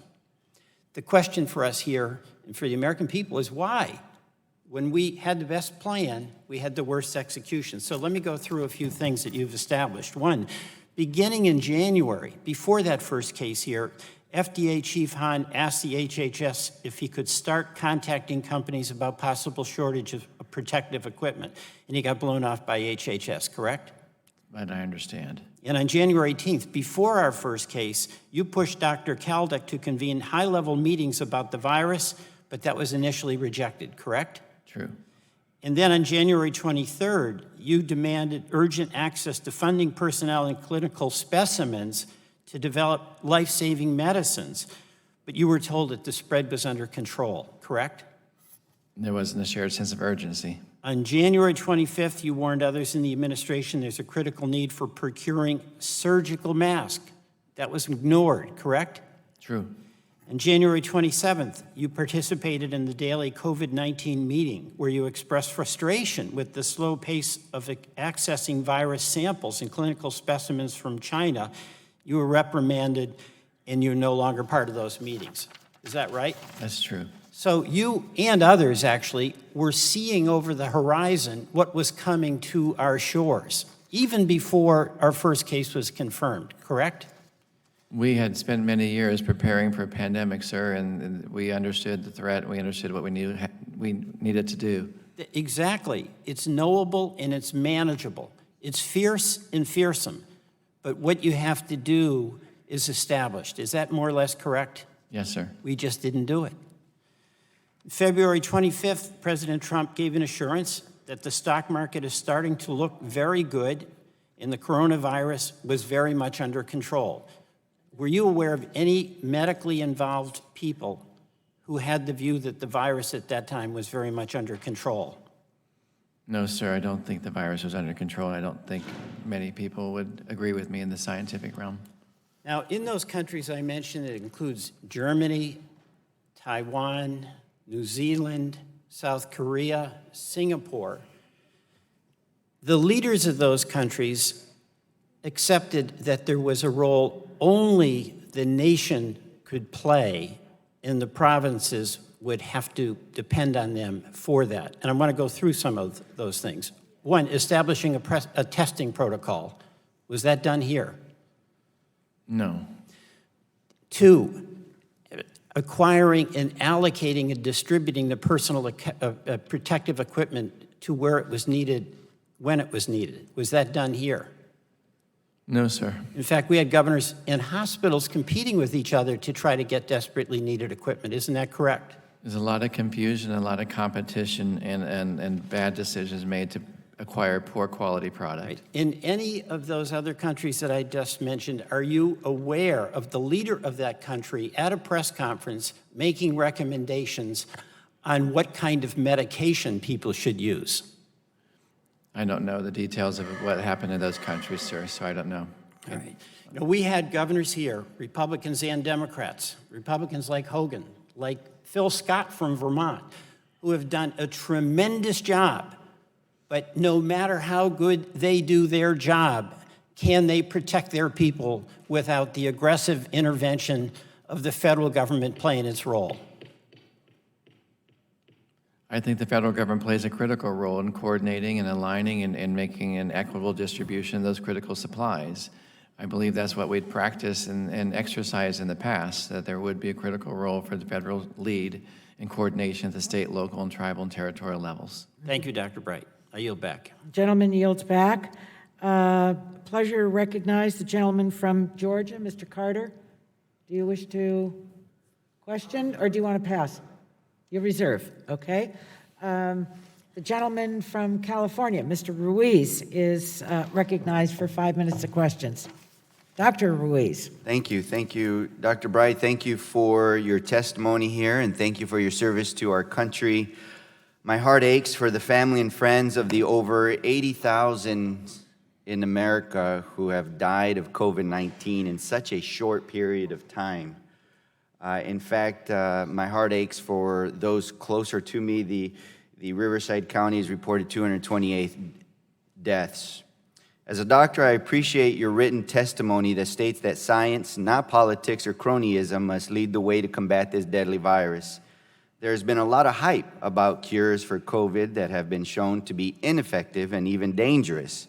We are now seeing the very real dangers and consequences of not making decisions based on science. Hydroxychloroquine, which Fox News commentators and then the White House repeatedly touted and actually encouraged people to use, is Exhibit A on this list. But there is one drug that appears to provide some therapeutic benefit, remdesivir. 2 weeks ago, Dr. Fauci announced that remdesivir showed a clear-cut, significant positive effect in diminishing the time to recovery. My understanding is that in January and early February, you launched a comprehensive review to assess which existing drugs might prove a therapeutic benefit, and you quickly identified remdesivir as the most likely drug to be effective against COVID-19. Can you describe how you came to that conclusion, who you told within HHS, and what the response was? Yes, sir, that conclusion came about by a technical review from a number of scientists within HHS, the CDC, FDA, NIH, and BARDA, but it was also aligned with a scientific assessment from WHO and a number of global experts who rapidly looked at every potential drug and ranked remdesivir as the drug that had the most potential for benefit. Who did you tell, and what was the response? We shared that information with Dr. Kadlik. We shared that information within HHS leadership as well. We had discussions about the actions that could be considered for acquiring the limited supply of remdesivir. So what was the response? And we had discussions about how to ramp up production of more remdesivir in case the randomized controlled clinical study that the NIH was conducting came through with positive. And so you had a discussion, and what was the response? Did anything happen? No decision was made at that time. My understanding is that Peter Navarro, the White House trade advisor, reached out to you on February 7th to seek your counsel. You told him about your top 3 concerns: the shortage of N95 masks, the need for a quote-unquote Manhattan Project to develop vaccines, and securing adequate supplies of remdesivir. Can you tell us if Mr. Navarro agreed with you and what steps you and he took? Mr. Navarro did agree with me on the remdesivir, the N95 mask, and the Vaccine Manhattan Project, and he drafted a memo on February 9th to the White House Chief of Staff and Mick Mulvaney to share with the White House Task Force. The directive for HHS to act on remdesivir occurred on February 10th. What happened next? And did the department promptly procure the needed supplies of remdesivir? We did not proceed with procuring any supplies of remdesivir. Okay. You were removed from your position on April 22nd. By the time you were removed, had the department settled on a plan and procured the remdesivir? No, sir, they were still discussing slide presentations about potential donations of remdesivir at that time. So what you are describing is a gang that couldn't shoot straight, and yet we are in the middle of a pandemic. There is one drug the experts say could make a difference, and in fact has been shown to make a difference, yet the department can't seem to figure out how to acquire it. A week ago, the Washington Post published an article on the rollout of remdesivir, describing it as, quote, confusing, unfair, and marred with incomplete medical information, unquote. Doctors described how they can't obtain the drug and don't understand the process for accessing it. Dr. Benjamin Linas from the Boston Medical Center said, quote, there's no transparency. The process is just a staggering injustice. Dr. Bright, you were warning about this over 3 months ago. If the department had listened to you and the other experts at your agency, could this fiasco have been avoided? We would have had a plan, sir. We should have had a plan for that drug and any other drug in limited supply. So it didn't have to be this way. Right. Here's what I don't understand. You were right about the dangers of hydroxychloroquine. You were right about the benefits of remdesivir. You were right about N95 masks and other critical issues. Yet you got fired from your job while officials who botched the response and ignored your warnings stay in theirs. Not only is this unfair to you, it's completely dangerous to the American people. I yield back my time. The gentleman yields back. I'd like to clarify something just very quickly relative to your leave, Dr. Bright. Are you on accrued vacation time now? I'm sorry. Are you on accrued vacation time now? I'm on approved vacation leave today, yes. I talked to that. And would you be willing to share the exhibits once you remove personally identifiable information? Congressman, I'm having trouble understanding you through the mask. Oh, I'm sorry. Sorry. I'm getting so comfortable wearing a mask, I forgot I had it on. Would you be willing to share the other exhibits once you remove personally identifiable information? Yes. Thank you. All right. Chairwoman, we will make them available after the hearing today when we've had a chance to review it. Thank you. Oh, Madam Chair, will they be made available to the minority as well as the majority? It'll be made available to the entire committee. Perfect. We've never shared anything with the majority that hasn't been shared. Right. This is a bipartisan issue. Thank you. Madam Chair, if there's anything in those exhibits that hasn't already been released to the public that might be degrading, will that be kept in confidence amongst committee members? I'm sorry, I didn't hear you. Not knowing what's in the emails, I'm wondering if there's any information in there that might be deemed to be degrading, would that be kept in confidence amongst the committee members as opposed to being released to the public? We'll follow the rules. And that is in cover that. compliance with Rule 11. Thank you. Thank you, sir. Okay. I now have the pleasure of recognizing the only pharmacist in the United States Congress, Mr. Carter. Thank you, Madam Chair. Thank you, Dr. Bright, for being here, and thank you for your service to our country. And before I begin, let me extend my condolences to those 80,000 plus who have lost their lives and to their families as a result of this pandemic, and a shout out to all of our healthcare professionals, as well as our other essential workers who have put their own health in danger in order to provide services to our citizens. Dr. Bright, it's my understanding that in 2017, BARDA funded a project with Applied Research Associates of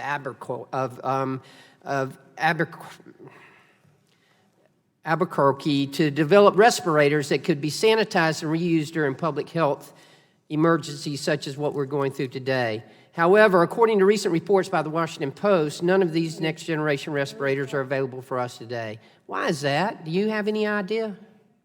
I'm not aware of that. So you're talking about the ventilators, sir, that we developed? Or? That's correct. I'm talking about those that were developed, the respirators that were developed and could be sanitized and reused during public health emergencies. It's my understanding that that was contracted and that that project was scrapped. Sir, I'm not familiar with that project. We sanitized the respirators. You're not familiar with that project, and you didn't sign off on that project to your knowledge? I'm not familiar with that project, resanitized respirators. Okay, fair enough if you're not familiar with it. Let me ask you this. We've had a lot of discussion today about hydroxychloroquine, about chloroquine, and I'm a little bit confused here because it's my understanding that this is what BARDA, do you want to clarify something here? I see you. Okay. It's my understanding that that's what the role of BARDA, the mission of BARDA is to look at things like this. In fact, when we in Congress allocate money to go toward this, that you are supposed to be looking, that BARDA is supposed to be looking at things that could possibly have merit, such as hydroxychloroquine and chloroquine. And early on, it appeared that you embraced that. And early on, it seemed that you were in favor of looking at that. And I'm just wondering, because of this pandemic, because we didn't have any vaccine or any kind of agreed upon treatment, we should be testing, and that's what we are appropriating that money for. Would you agree with that? That that's what we are trying to do, is to look at what could possibly work and work with public companies to try to encourage them to come up with those kind of solutions? Absolutely. We should look at all options and make sure we evaluate the potential risk and safety and benefit of those in the context of a randomized controlled clinical study. In the context of an emergency, we should move swiftly and get that clinical data as urgently and quickly as possible, but we should not proceed recklessly without that clinical data on its potential adverse events in an emergency. So Especially. you're referring, when you say we should not proceed adversely, you're referring to hydroxychloroquine and the chloroquine? We were promoting the standing up of randomized controlled clinical studies at the NIH with hydroxychloroquine. I worked with a company to even ask if they would donate drug to the NIH to be used in the context of a randomized controlled clinical study. Right. Yes, so that is what BARDA would do. And in fact, I think you worked with the FDA to get an emergency use for hydroxychloroquine. Is that correct? And it was actually approved by the FDA. That was in the context of the directive we received from the Secretary's office to stand up an expanded access protocol. Our clinicians. So are you saying you were instructed to do that and you did it against your will, or? So we were instructed to put in place an expanded access protocol. So in the context that Americans would be able to access this drug and not be under the close supervision of a physician. The scientists at FDA, NIH, CDC, and BARDA worked together to change that directive to the context of emergency use authorization with guardrails in there so patients would be under the close supervision of a physician. Understood. Let me ask you this. Initially, you appeared to be encouraged by what could possibly be a result of the effect of hydroxychloroquine. When did that change? When did you sour, if you will, on the use of hydroxychloroquine? I believe that we've seen many drugs that could have benefit, and some of these are really interesting things we'd never heard of, some we have. I understand that, but my question was, when did you sour on it? When it was determined that this drug should be made available to Americans outside the context of a close physician supervision. So I supported conducting a randomized controlled clinical study for hydroxychloroquine at the NIH. When I learned that there is a directive to make it more broadly available, not under close supervision of a physician, I was... When was that? When did that directive go out? That was March 23rd. March 20, and that's the time that you decided, no, this is not what we should do, and we should not be looking at hydroxychloroquine at all. I didn't think that was the proper, safe way to evaluate that drug in the context of this outbreak. I believe that should be only done under close supervision of a physician. When we put the EUA in place that locked this drug down to only be used in patients under close supervision of a physician, we were satisfied we had those guardrails in place. When an email string followed a week later saying, ignore the EUA, push this drug into the retail pharmacies in New York and New Jersey, that's when I became more concerned. And who put that directive The gentleman's out? time has expired. Who put that directive out? The gentleman's time has expired. You can answer, Dr. Bright. Which directive, sir? That it should be put out to the public without physicians approving it? That directive was an email string that had a number of individuals on it, and I believe it first came from Dr. Giroir, the Assistant Secretary of Health. It indicated the White House was asking for that drug to be more broadly available. So was it because the president was encouraged by the use of this drug that you became discouraged by it? It had nothing to do with politics, sir. I wanted to make sure that Americans were aware of the risk of this drug. It was only available under very safe. But it is a drug that is indicated and has been used safely in the past. By Malaria. almost 1.5 minutes. You can finish your answer, Dr. Bright, and then we're going to move to the next member. The drug had been used safely for malaria for a number of years. We didn't have a database or. But it's being used in the same dosage as it was used for malaria. Please. And I know that I'm overly generous with both sides of the aisle, but I think that we need to move on. I mean, 2 minutes of extra time is 2 minutes of extra time, and I'm not going to ask that it be shared over here. The gentleman's time has expired. It's a pleasure to recognize the gentlewoman from Michigan, Ms. Dingle, for her 5 minutes of questions. Thank you, Madam Chair. Thanks you to both you and Ranking Member Dr. Burgess and Dr. Bright for your being here today. You're doing a great service. I think we're here today because COVID is real. I share the sentiments of many of my Republican colleagues that have expressed the thanks to the frontline workers asking questions. I want to look at the last few months. COVID's really real in my state. Michigan's the 10th largest state in the country, and we were third in the number of cases for weeks. We were third and remained there until this week in the number of deaths. We managed to move to fourth place 2 days ago, which is not a number anybody wants to be.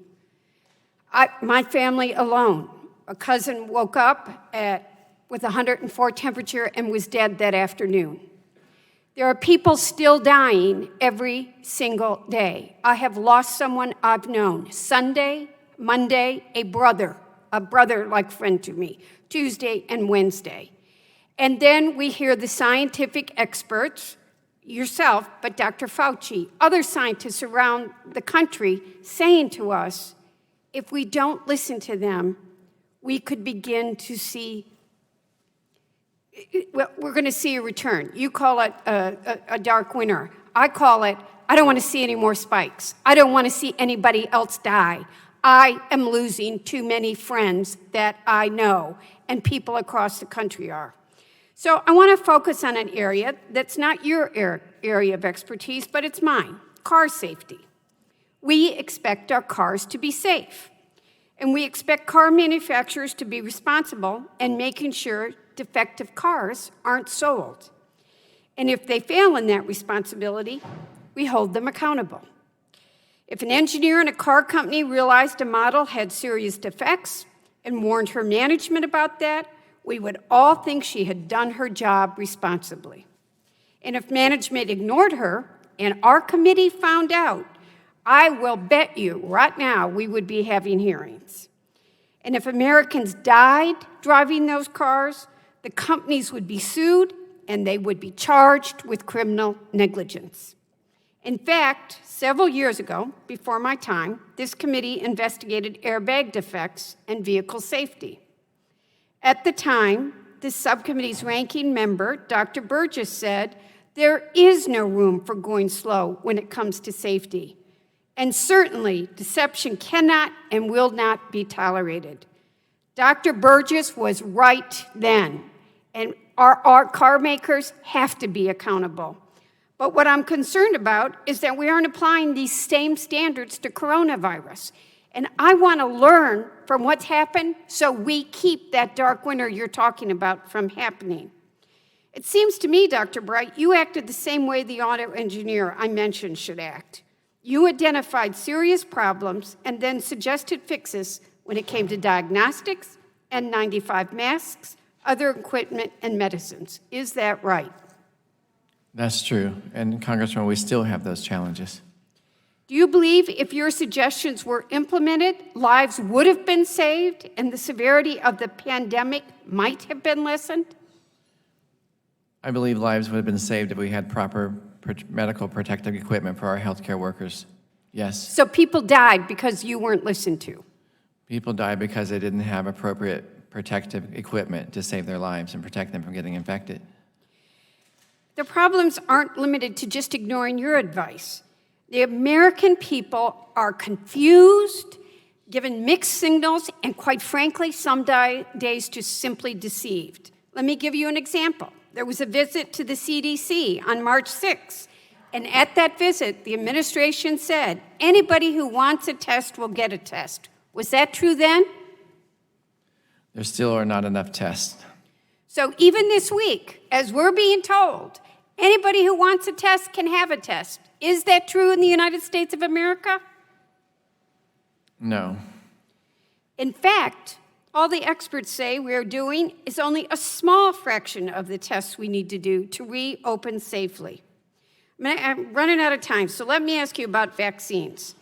We keep being told by the White House that we've heard very soon, quick numbers, a matter of months for that vaccine to be developed. This is your area of expertise. You are a top immunologist in the world. Was there any scientific basis to suggest in March that we'll have a vaccine in the next few months? There's a lot of optimism. There's a lot of hope, but that doesn't make a vaccine. There's a lot of work that needs to be done to make a vaccine. Will we be able to vaccinate people in the next few months? It's very unlikely. Thank you, Doctor. Gentlewoman yields back. It's my understanding the minority is passing, reserving.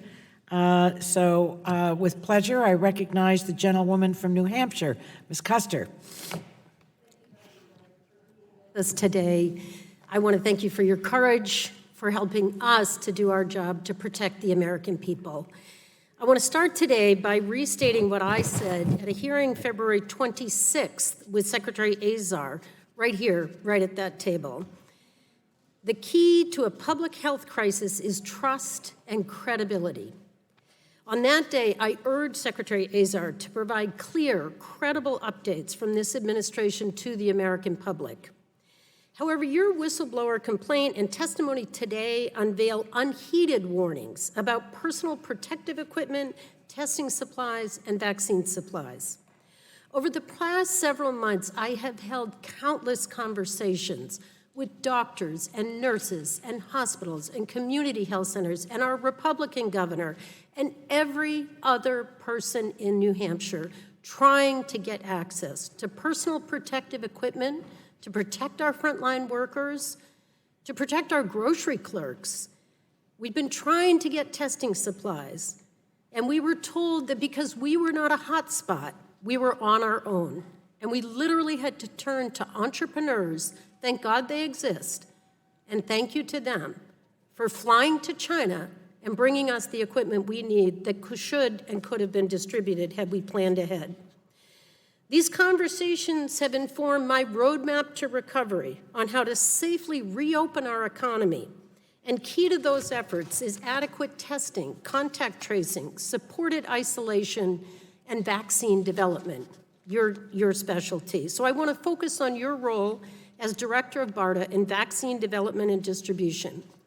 On page 28 and 29 of your addendum to your complaint, it states that BARDA estimated that between 650 million and 850 million needles and syringes would be needed for a vaccine to be administered here in the United States for everyone to be safe. Your team at BARDA also estimates it could take up to 2 years to manufacture these vaccine delivery supplies. To your knowledge, Dr. Bright, at this time, has the administration placed any orders to prepare for how a vaccine will be delivered when one becomes available to every American? I learned that they placed an order, the first order for needles and syringes on May 1st, and another order was placed today. And were the amounts adequate? I believe that it's for 320 million needles and syringes. And could you please describe the situation if every American does not have access to the vaccine due to a supply shortage? That situation would be catastrophic, honestly. The decisions have not been made yet who to vaccinate first, how to identify those individuals, and how to stretch those limited supplies appropriately. And Let me it's ask you a important to simple remember that question. it's not just the United States, so there's limited supplies. When I said it would take 2 to 2.5 years to make those, that was assuming there wouldn't be global competition for those limited supplies. Those are not made in the United States, some of them, so. Does a lack of preparation in vaccine supplies make us more vulnerable to future spikes in COVID-19? Absolutely. And do we have enough supplies to distribute both the flu vaccine next winter as well as the coronavirus vaccine? It's going to be extremely challenging. Do we know yet of the interactions of the full-fledged flu season in combination with COVID-19? We haven't seen that yet. Luckily, in this spring, flu was winding down when COVID-19 was emerging. And without adequate supplies to vaccinate all Americans for COVID-19, does this slow down the goal of fully reopening our economy and getting back to the normal that every American wants? It certainly brings caution and a significant consideration that must be taken into consideration before reopening. We need to make sure that not only the guidelines for reopening are clear to each individual, and each individual follows those guidelines. Otherwise, it puts us all at risk. So can I ask you a question? And I know you're not political, and certainly we are all trying not to be political. In fact, I'm very proud in our state that our delegation and our governor are working so well together. But Dr. Bright, does this virus give a damn whether a patient is Republican or Democrat? No, it doesn't. This virus just wants to infect people, and unfortunately, a lot of those people get really sick, and many of them die. Thank you. I'm so grateful, not just for your knowledge, for your humility, and for your service to our country. Thank you, and I yield back. Thank you. Gentlewoman yields back. Minority reserves.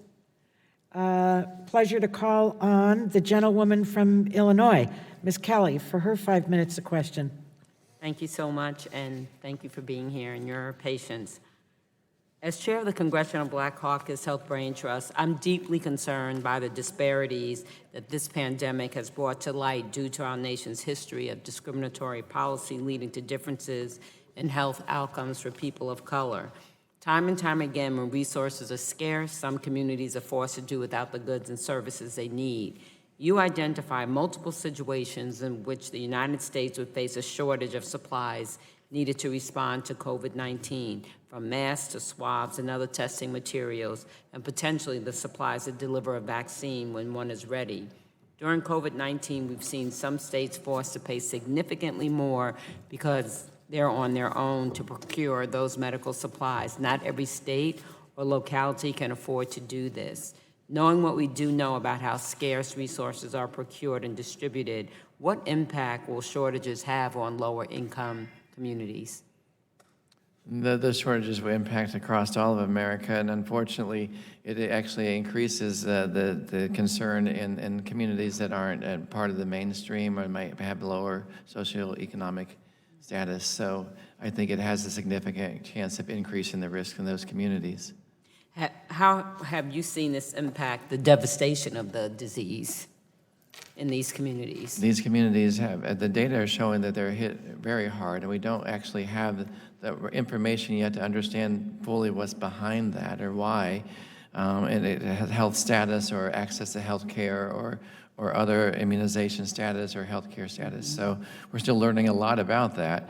However, it's really important to think about when we have diagnostic tests and other things available, that they are available to everyone. And many of these tests that we're developing today are very expensive or in very rare supply. So we need to make sure that we're developing and making available tests that are not just rapid and accurate, but low cost, and so everyone who needs a test can access those tests. Did you attempt to urge HHS leadership or the administration to consider preparedness, outreach, or targeted resources for these populations, or are you aware of any HHS administration actions to target resources outreach to these vulnerable groups? I've had some conversation. There have been some conversations, I should say, focusing on groups that are harder to reach in a different socioeconomic status. I'm not sure that there is a solidified plan in place just yet to make sure that it's more than a conversation. Doesn't sound like there is. In your testimony, you recommend establishing a national standard and coordinate equitable distribution of equipment and supplies. Will this help to ensure that every community can access the equipment and supplies they need? That is what's needed. Will more equitable distribution of equipment and supplies help to address the inequities we're seeing in the impact of COVID-19 on communities of color? Yeah, absolutely. And do you feel in the last bill that we passed, we made sure that there was, passed in the bill, better data as far as race, and not just who died, but who was hospitalized and so on and so forth, because we're hoping that better data will inform policy. How do you feel like that'll help? I think that's very important. I think it's a wise move. Okay, good. And we're supposed to get a report 21 days from when the president signed the bill, then 30 days, and then 180 days. I'm not aware of those guidelines. It comes in a different area, but I think reporting and oversight of that is important. And then lastly, you've been sitting in that seat for a while, but is there anything that we haven't asked you that you want to say? It was a really important question, and I've thought a lot about that. I think to highlight the things I talked about in my opening statement is we need transparency in the science, and America needs to know the truth. This is a devastating pandemic, and not just for health, but also society, our economy, our jobs, our livelihood. And if we do not take seriously the call for action to put specific things in place, a coordinated national plan for testing and response, and equitable distribution of these limited supplies, and ramp up and prepare for what will be a very devastating fall if we don't have the right supplies in place and raw materials, then this virus will overcome us in significant ways still. So we have limited time. My message is we have limited time. We have the ability to do it. We have the greatest scientific minds in our country to do it. We need to listen to them, put the plan in place, and everyone get busy stopping this virus. Right. I know it's very, I had 3 people in my family with it, and I lost my uncle maybe like 10 days ago now from the virus. So it does definitely touch everybody. Thank you, and thank you for your patience. Thank you. The gentlewoman yields back, minority reserve. All right, then we'll go to the gentlewoman from California, Ms. Barragan, for her 5 minutes of questions. Thank you, Madam Chairwoman. Dr. Bright, one striking aspect of your account in your complaint to the Office of Special Counsel is the contrast between the public updates by the President and Secretary Azar on COVID-19 versus the analysis you and other experts were providing behind the scenes. I'd like to explore this disconnect and ultimately that the administration shared information that I believe was misleading. We need to do this to better understand what happened and how we can ensure that the administration provides the public accurate and constructive information going forward. Dr. Bright, you had learned of the COVID-19 threat by early January, is that correct? Yes. And according to your complaint, it was clear to you almost immediately that the, quote, virus was highly contagious, spreading rapidly, and could have a high mortality rate, end quote. Is that correct? We were learning that from the outbreak in China at the time, yes. And each day we learned more information. It was actually more concerning. And the World Health Organization confirmed your view that the virus was a big problem in a January 20 call to agencies, including HHS. Over the course of January, you pressed HHS leadership about the urgent need to devote increased resources to address the outbreak. On January 23rd, you briefed Secretary Azar directly that funding, personnel, and clinical specimens, including viruses, were critically necessary to begin development of life-saving medicines needed in the likely event the virus spread beyond Southeast Asia. Yet, on January 24th, in a tweet regarding the virus, the president asserted, quote, it will all work out well, end quote. On January 29th, Secretary Azar reportedly told the president that the epidemic was, quote, under control. And the president echoed that comment publicly the following day. This disconnect between the analysis of public health experts and the public statements by the administration leaders continued through February. Let me give you some more examples. In early February, you continued to raise the alarm bell. within HHS about the imminent mass shortages and the lack of preparations for the wave of infections that you saw coming. Thank you for doing that. Yet, in public remarks on February the 10th, President Trump stated, "It looks like by April, in theory, when it gets a little warmer, it miraculously goes away," end quote. Then he added, "I think it's all gonna work out good. We only have 11 cases, and they're all getting better," end quote. You have said that experts knew that the number of N95 respirator masks needed to protect healthcare workers and other Americans in a pandemic was close to 3.5 billion. Yet, in testimony on February 25th, Secretary Azar said the U.S. would only need 300 million N95 respirators. That's an order of magnitude so much less than what you stated. Throughout February, you continued your warnings. I would say that your hair was on fire about the dangers of millions of Americans faced from this virus. But on February 26, President Trump characterized the number of cases this way, quote, "When you have 15 people and the 15 within a couple of days is going to be down to close to zero, that's a pretty good job you've done," end quote. By March 10th, there were over 1,000 diagnosed COVID-19 cases in the United States, and over 30 deaths had been attributed to the virus in this country. Yet the president that day told the country, quote, "It will go away. Just stay calm. It will go away," end quote. He couldn't have been more wrong. Today we have over 1.4 million cases. Dr. Bright, what impact do you believe that statements by the administration leaders downplaying the COVID-19 crisis throughout February had on the ability of our public health system to mount an effective response to the COVID-19 virus?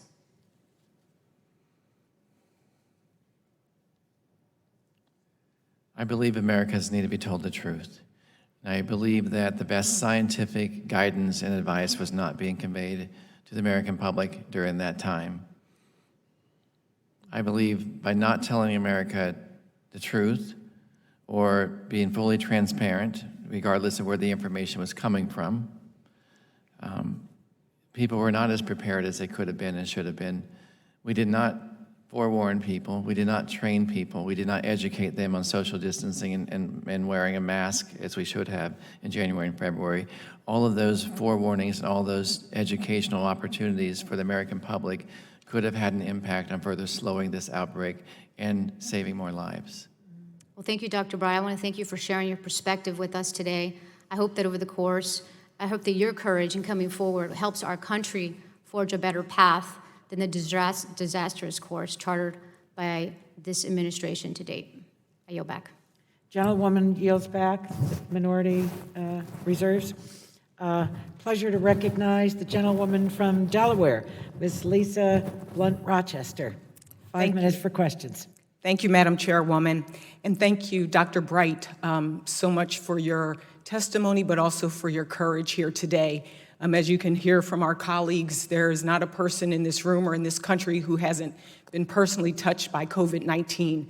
And your statement that we need to be told the truth is probably the most important statement we've heard all day, because we know that if we don't face it, we can't fix it. So I want to personally thank you on behalf of all Americans for your courage to testify before us today. And I want to say that my focus for this hearing is really on three things. Number one, what have we learned? Number two, what do we need to do now? And number three, what can we do to prevent or mitigate the risks of an additional wave of COVID-19? It's clear since January of this year that there has been a failure on the part of the administration to use the scientific evidence that's been presented by the nation's top public health officials to take comprehensive, and I'll use that word again, comprehensive, appropriate, and urgent action to respond to COVID-19. One of the most pressing outstanding needs that has yet to be addressed is the need for a national testing strategy. Dr. Bright, in your testimony, you mentioned the need for such a strategy that ensures tests are, among other things, available to everyone who needs them. I, along with Congressman Colin Peterson and Representative Fela from Texas wrote a letter to the Democratic and the Republican House leadership in the House and the Senate, and we really impressed upon them the need for outlining the importance of a robust testing plan for our testing and tracing. And while current testing capacity is 1.6 million diagnostic tests per week, healthcare experts say that we're woefully short of the estimated 30 million tests per week that we need to get America back to work as safely and confidently as possible and to avert or mitigate a second wave of COVID-19, which is one of my biggest concerns. Dr. Bright, what are the immediate steps that HHS needs to be taking to ramp up testing capacity now through the fall, and what targets should they be held accountable for? I think what's really interesting about the testing story that gets lost in the narrative sometimes is the confusion about the different types of tests. There's an antigen test that tells you if you have the virus in you. There's a PCR test that says that maybe there are fragments of the virus, and there's this antibody test that looks at your antibody titer to try to tell you you've been exposed already, maybe immune to the virus. There's a lot of confusion, and I think the first thing HHS needs to do is determine which of those tests is most important to achieve which objective. If the antigen test is what's needed because it's faster and lower cost and more readily available in some cases, what does it tell Americans? What does it tell employers? What does it tell schools about the potential for an individual who has a positive or negative on that test and their potential to have a different result the next day or later that day? There's a lot of confusion about these tests. So I think the first thing that HHS should do is determine the type of test and how that test would be used effectively. And then make sure that we have enough of those types of tests and they're in the right place, and the people using them know what the data tells them and how to use it effectively. I think there's a lot of confusion there, and they need leadership in HHS to distinguish those challenges and clarify that for the American public. It's not just a test. There are many different tests, they tell you different things. Thank you, thank you. And why do you think that our nation has struggled with ramping up the testing capacity, unlike other countries? And were there contingencies in place or a backup in light of this situation we're in now? I think part of the struggle is waiting too late to think about it and to get it started. When we've had conversations with some manufacturers, they've been very creative in how they can ramp up. Another part of the challenge is we've allowed many of these capabilities to be offshored. And so we have much more capability of expanding domestic capacity when it's in our country, and we can ramp up and bring innovation to those companies in the U.S. But if the supply chain is offshore and there's a global need and competition for that supply chain, that also significantly impairs our ability to ramp up. Again, I just want to thank you so much for the time that you have contributed to our country, but also for your courage to be here right now. Many of us are challenged as Democrats and Republicans to make sure that our country is safe and healthy, and it really is, I don't think I've ever in my lifetime seen anything like this, and it does require us to look back and at the same time look forward and make sure that we have what we need as a country. So I thank you again, and I yield back the balance of my time. The gentlewoman yields back. Does the minority reserve? All right. Then it's a pleasure to recognize the gentleman from Illinois, Mr. Rush, for his 5 minutes of questions.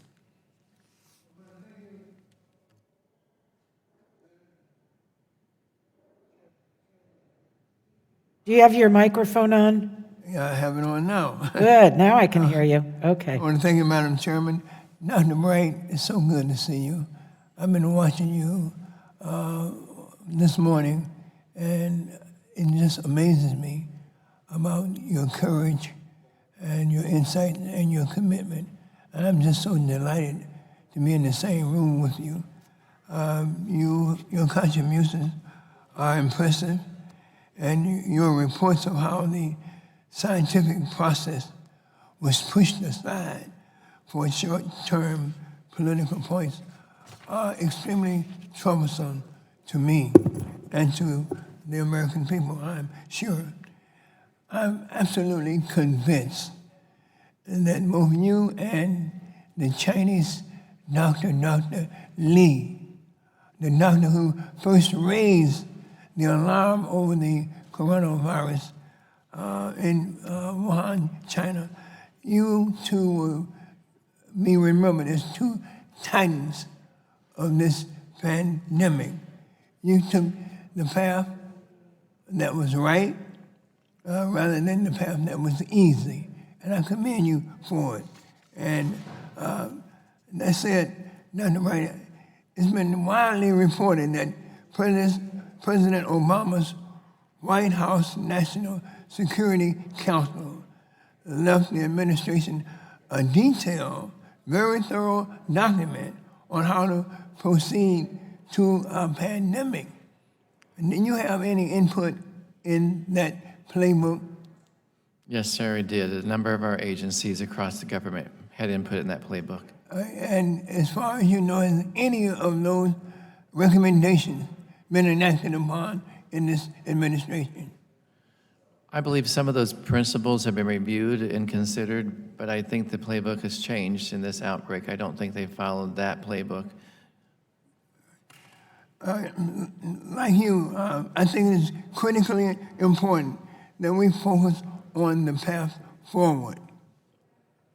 While we must learn from the past and correct injustices as they occur, our response has to be forward-thinking, forward-moving. And I'm the sponsor of a bipartisan COVID-19 Trace Act. I have been working on developing a comprehensive $100 billion strategy for mobile testing and door-to-door tracing. And my legislation, my bipartisan legislation, empower community groups to hire and train and pay workers to engage in testing and contract tracing. It prioritizes hotspots in medically underserved areas, as well as entities who hire locally. And as such, I was very interested in your views on a national testing and tracing strategy. In your testimony, you said, the virus is out there. It's everywhere. We need to be able to find it, to isolate it, and to stop it from affecting more people. And with that, I could not agree with you more. While my question may be outside of the scope of the NIH or BARDA, I believe that it's a question that is relevant to today. And I'd like to hear more about what you, as an expert on pandemic outbreaks, believes should be our national strategy for testing and tracing. So I think it's important. You're spot on that we need to have a strategy that everyone follows the same strategy to test for where the virus is, who's infected with this virus. And then we have to appropriately isolate that person and quarantine them so they don't infect others. We rapidly need to trace their contacts to understand who they may have been exposed to and be able to test those individuals. And if they've been infected as well, we need to be able to isolate those. Through a concerted, coordinated effort across the country, we can be able to identify where that virus is, who's been exposed, give those people proper treatment and isolation, and can slow the spread of this virus significantly. But that has to be in a coordinated way. We have to have the right tests and enough of those tests. It's not something we do once and we're done. It's something we have to continually do in a community. So it's not just that we need one test for every person in America. We need multiple tests and the right types of tests.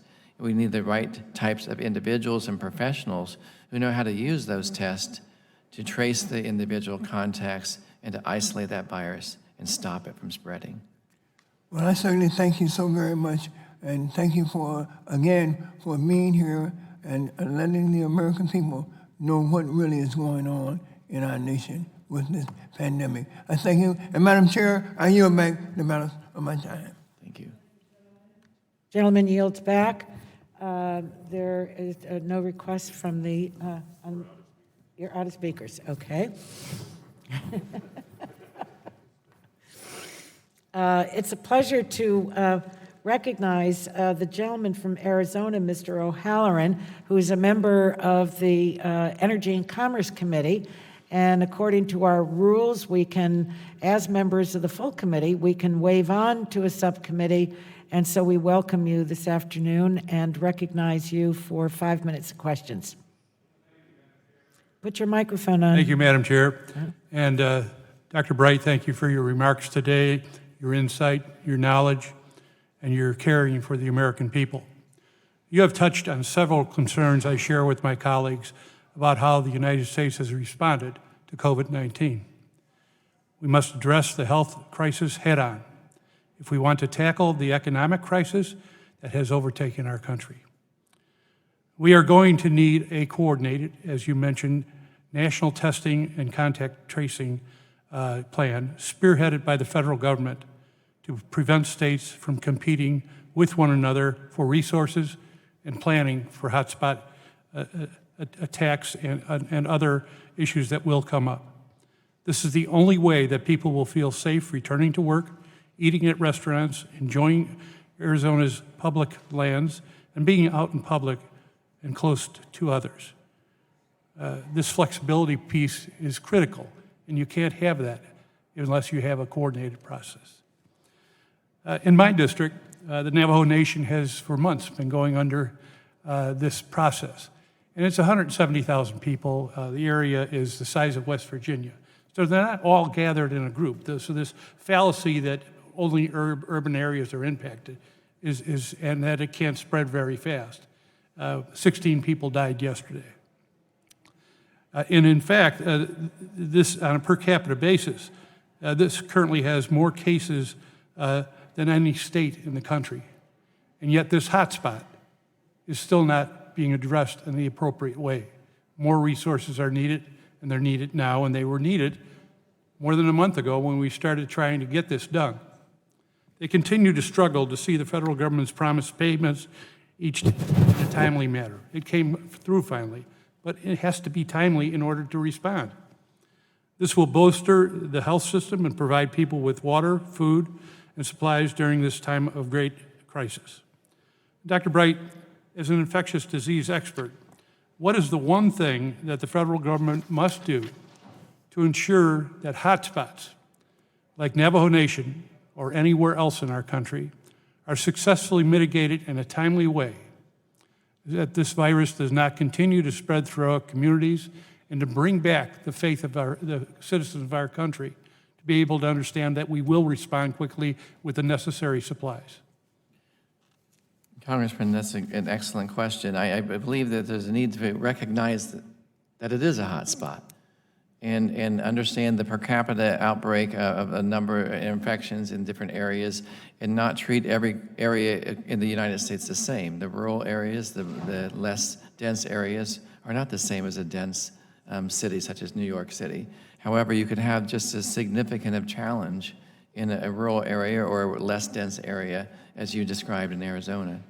So I think the first recognition is to get the data across the country into the federal government so they can make the right prioritization decisions and allocation, equitable allocation of those limited supplies and resources to areas such as yours with a hotspot area. I don't think there's a full recognition yet of how to define necessarily the hotspots in a standardized way across the country. So we need to have the scientists review this challenge and come up with an equitable distribution and recognition of those areas. Thank you, Doctor. I want to point out that this enemy goes much faster than one of our jet planes. Our fighters go fast, but this goes microseconds, one person to another, and it passes on and on and on. So I appreciate your comment. But statistics have to be relevant and timely in order to be able to do that, and it needs a central database. Dr. Bright, we are currently seeing the number of COVID-19 tests that are being administered increase nationwide. What major hurdles stand in our way from increasing our testing capacity quickly, moving forward, and how can the federal government address these now or within a quick period of time? It's taken, White Mountain Apache are going through a hot spot right now in my district. They cannot get tests. And they've had 400 cases out of 14,000 people. I mean, this is a critical issue, please.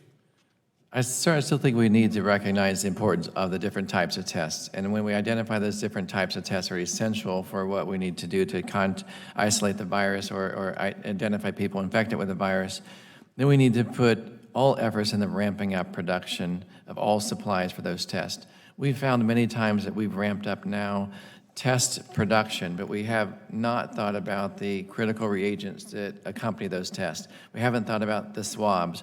We're asking equipment, diagnostic equipment that might normally run 100 tests a day to run 10,000 tests a day in a 24-hour period. So there hasn't been a real thought-through plan about how to maintain that equipment. And that equipment now is failing in many places. So as we ramp up capacity to test, and we haven't thought all the way through the raw materials and maintenance of that equipment, those supplies, then we can find ourselves in a few days down the road not having the tests we thought we had, not having the supply we thought we needed. So again, this is where a coordinated strategy and plan for testing comes into place. Not just how to use the test, but how to make sure we're sustaining that supply, how to make sure that we've thought of every component, if it's a swab, if it's a buffer, if it's a lubricant for the instrument itself. Making sure that all of those things are considered and in that national strategy so we don't ramp up in one area and crash in another. We have to ramp up in all areas at once. Thank you, Doctor, and Madam Chair, I yield.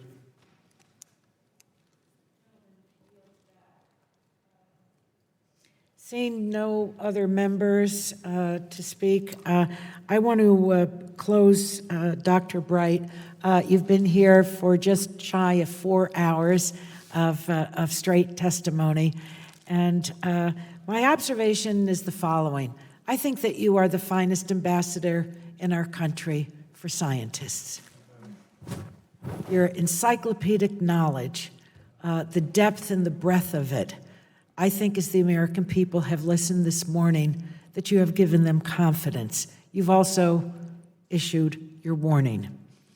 And I pray, and I sincerely mean that word, I pray that we will work together successfully so that that window that is closing, we will optimize the time that we have while it is still open. You know, facts are really stubborn things, and sometimes it's uncomfortable to have to deal with the facts that we're facing. But the United States still has more cases, more deaths by far than any other nation on earth. And by that definition, we have, in my view, a profound failure. You have given this committee a roadmap today. And we all have been witnessed your integrity. So thank you for your service to our country. Thank you for your willingness to testify here today. Thank you for your courage, which has raised your blood pressure with all of the what one contends with when you become a high-profile witness. But I think you should rest assured that you've made a difference today. And on behalf of all of my colleagues, I thank you and salute you. And thank you for your family being here as well. Thank you. Thank you. I'll ask the, yes? Just was going to ask if I could be recognized for concluding remarks. Yeah, I'd be glad to. Dr. Burgess, Thank you're you. recognized. And as I outlined at the beginning of this hearing, there are a number of things that we do need to look into, and I hope that we will. This crisis has been going on for several months. We had an hour tacked on to a budget hearing at the end of February, and then this is the first glancing blow we've had against this crisis. So I welcome the hearing today. I think it's important. I appreciate Dr. Bright being here. I appreciate him bringing his guest. I do think we need to look into the issue of testing. I simply do not understand how the CDC got so far behind the curve at the beginning, and I would like to know that. But I also feel like there has been, in previous administration, there was an effort to really regulate what are known as laboratory-developed tests and move those away from CLIA-regulated products to FDA-regulated products. And that really did put us behind. The innovators have now stepped up. I'm thankful that they have, but we shouldn't have excluded them in the first place. And I think that was, when we look back on this, that is going to be one of the failings at the federal level. And that's not a recent failing. That goes back to guidances and rules that were issued back in 2012, 2014. As far as testing is concerned and the ancillary supplies, there are tests that might just involve taking a salivary sample. That'd be great. Spit into a cup, not have to deal with one of those obnoxious swabs going halfway down your throat. I suspect those cups are probably in greater supply and more readily available. And then, Dr. Bright, you'll remember I had an interaction with you in March. I've had people pounding on the door with all kinds of ideas. I have people that want to make personal protective equipment. They turn their furniture shop into a PPE manufacturing shop. They had difficulty getting through the bureaucratic cul-de-sacs at the various federal agencies. I've got a man that's got a breathalyzer test for COVID-19. I don't know whether it works. If it does, it's pretty intriguing. A mobile unit about the size of a bread box that you could take from place to place. You simply blow into a tube and we'd have to have more straws. We've outlawed them recently, but that could be dealt with. There are some innovative things out on the horizon. The vaccine worries me too, because I recognize there's some illnesses for which we have never found a vaccine. H1N1, and I realize that's different because that was a flu vaccine, but that did happen in about 8 months, if I recall correctly. The outbreak happened at spring break. We didn't know if we were going to be able to open the schools in September, but the vaccine was generally available mid-September to early October, depending on what part of the country you were in. So that success story gives me some hope that perhaps there is going to be light at the end of this tunnel in the form of a vaccine. But I do welcome that we had the hearing today. I look forward to a number of additional hearings. The ranking member of the full committee was quite correct to invoke Rule 11. We will keep that as an option going forward. And I thank our witnesses for being here today, and I'll yield back. The gentleman yields back. Thank you again, Dr. Bright. And the first panel has completed testimony, and I just ask the staff to prepare the table for our next witness, and then we will begin in just a few minutes.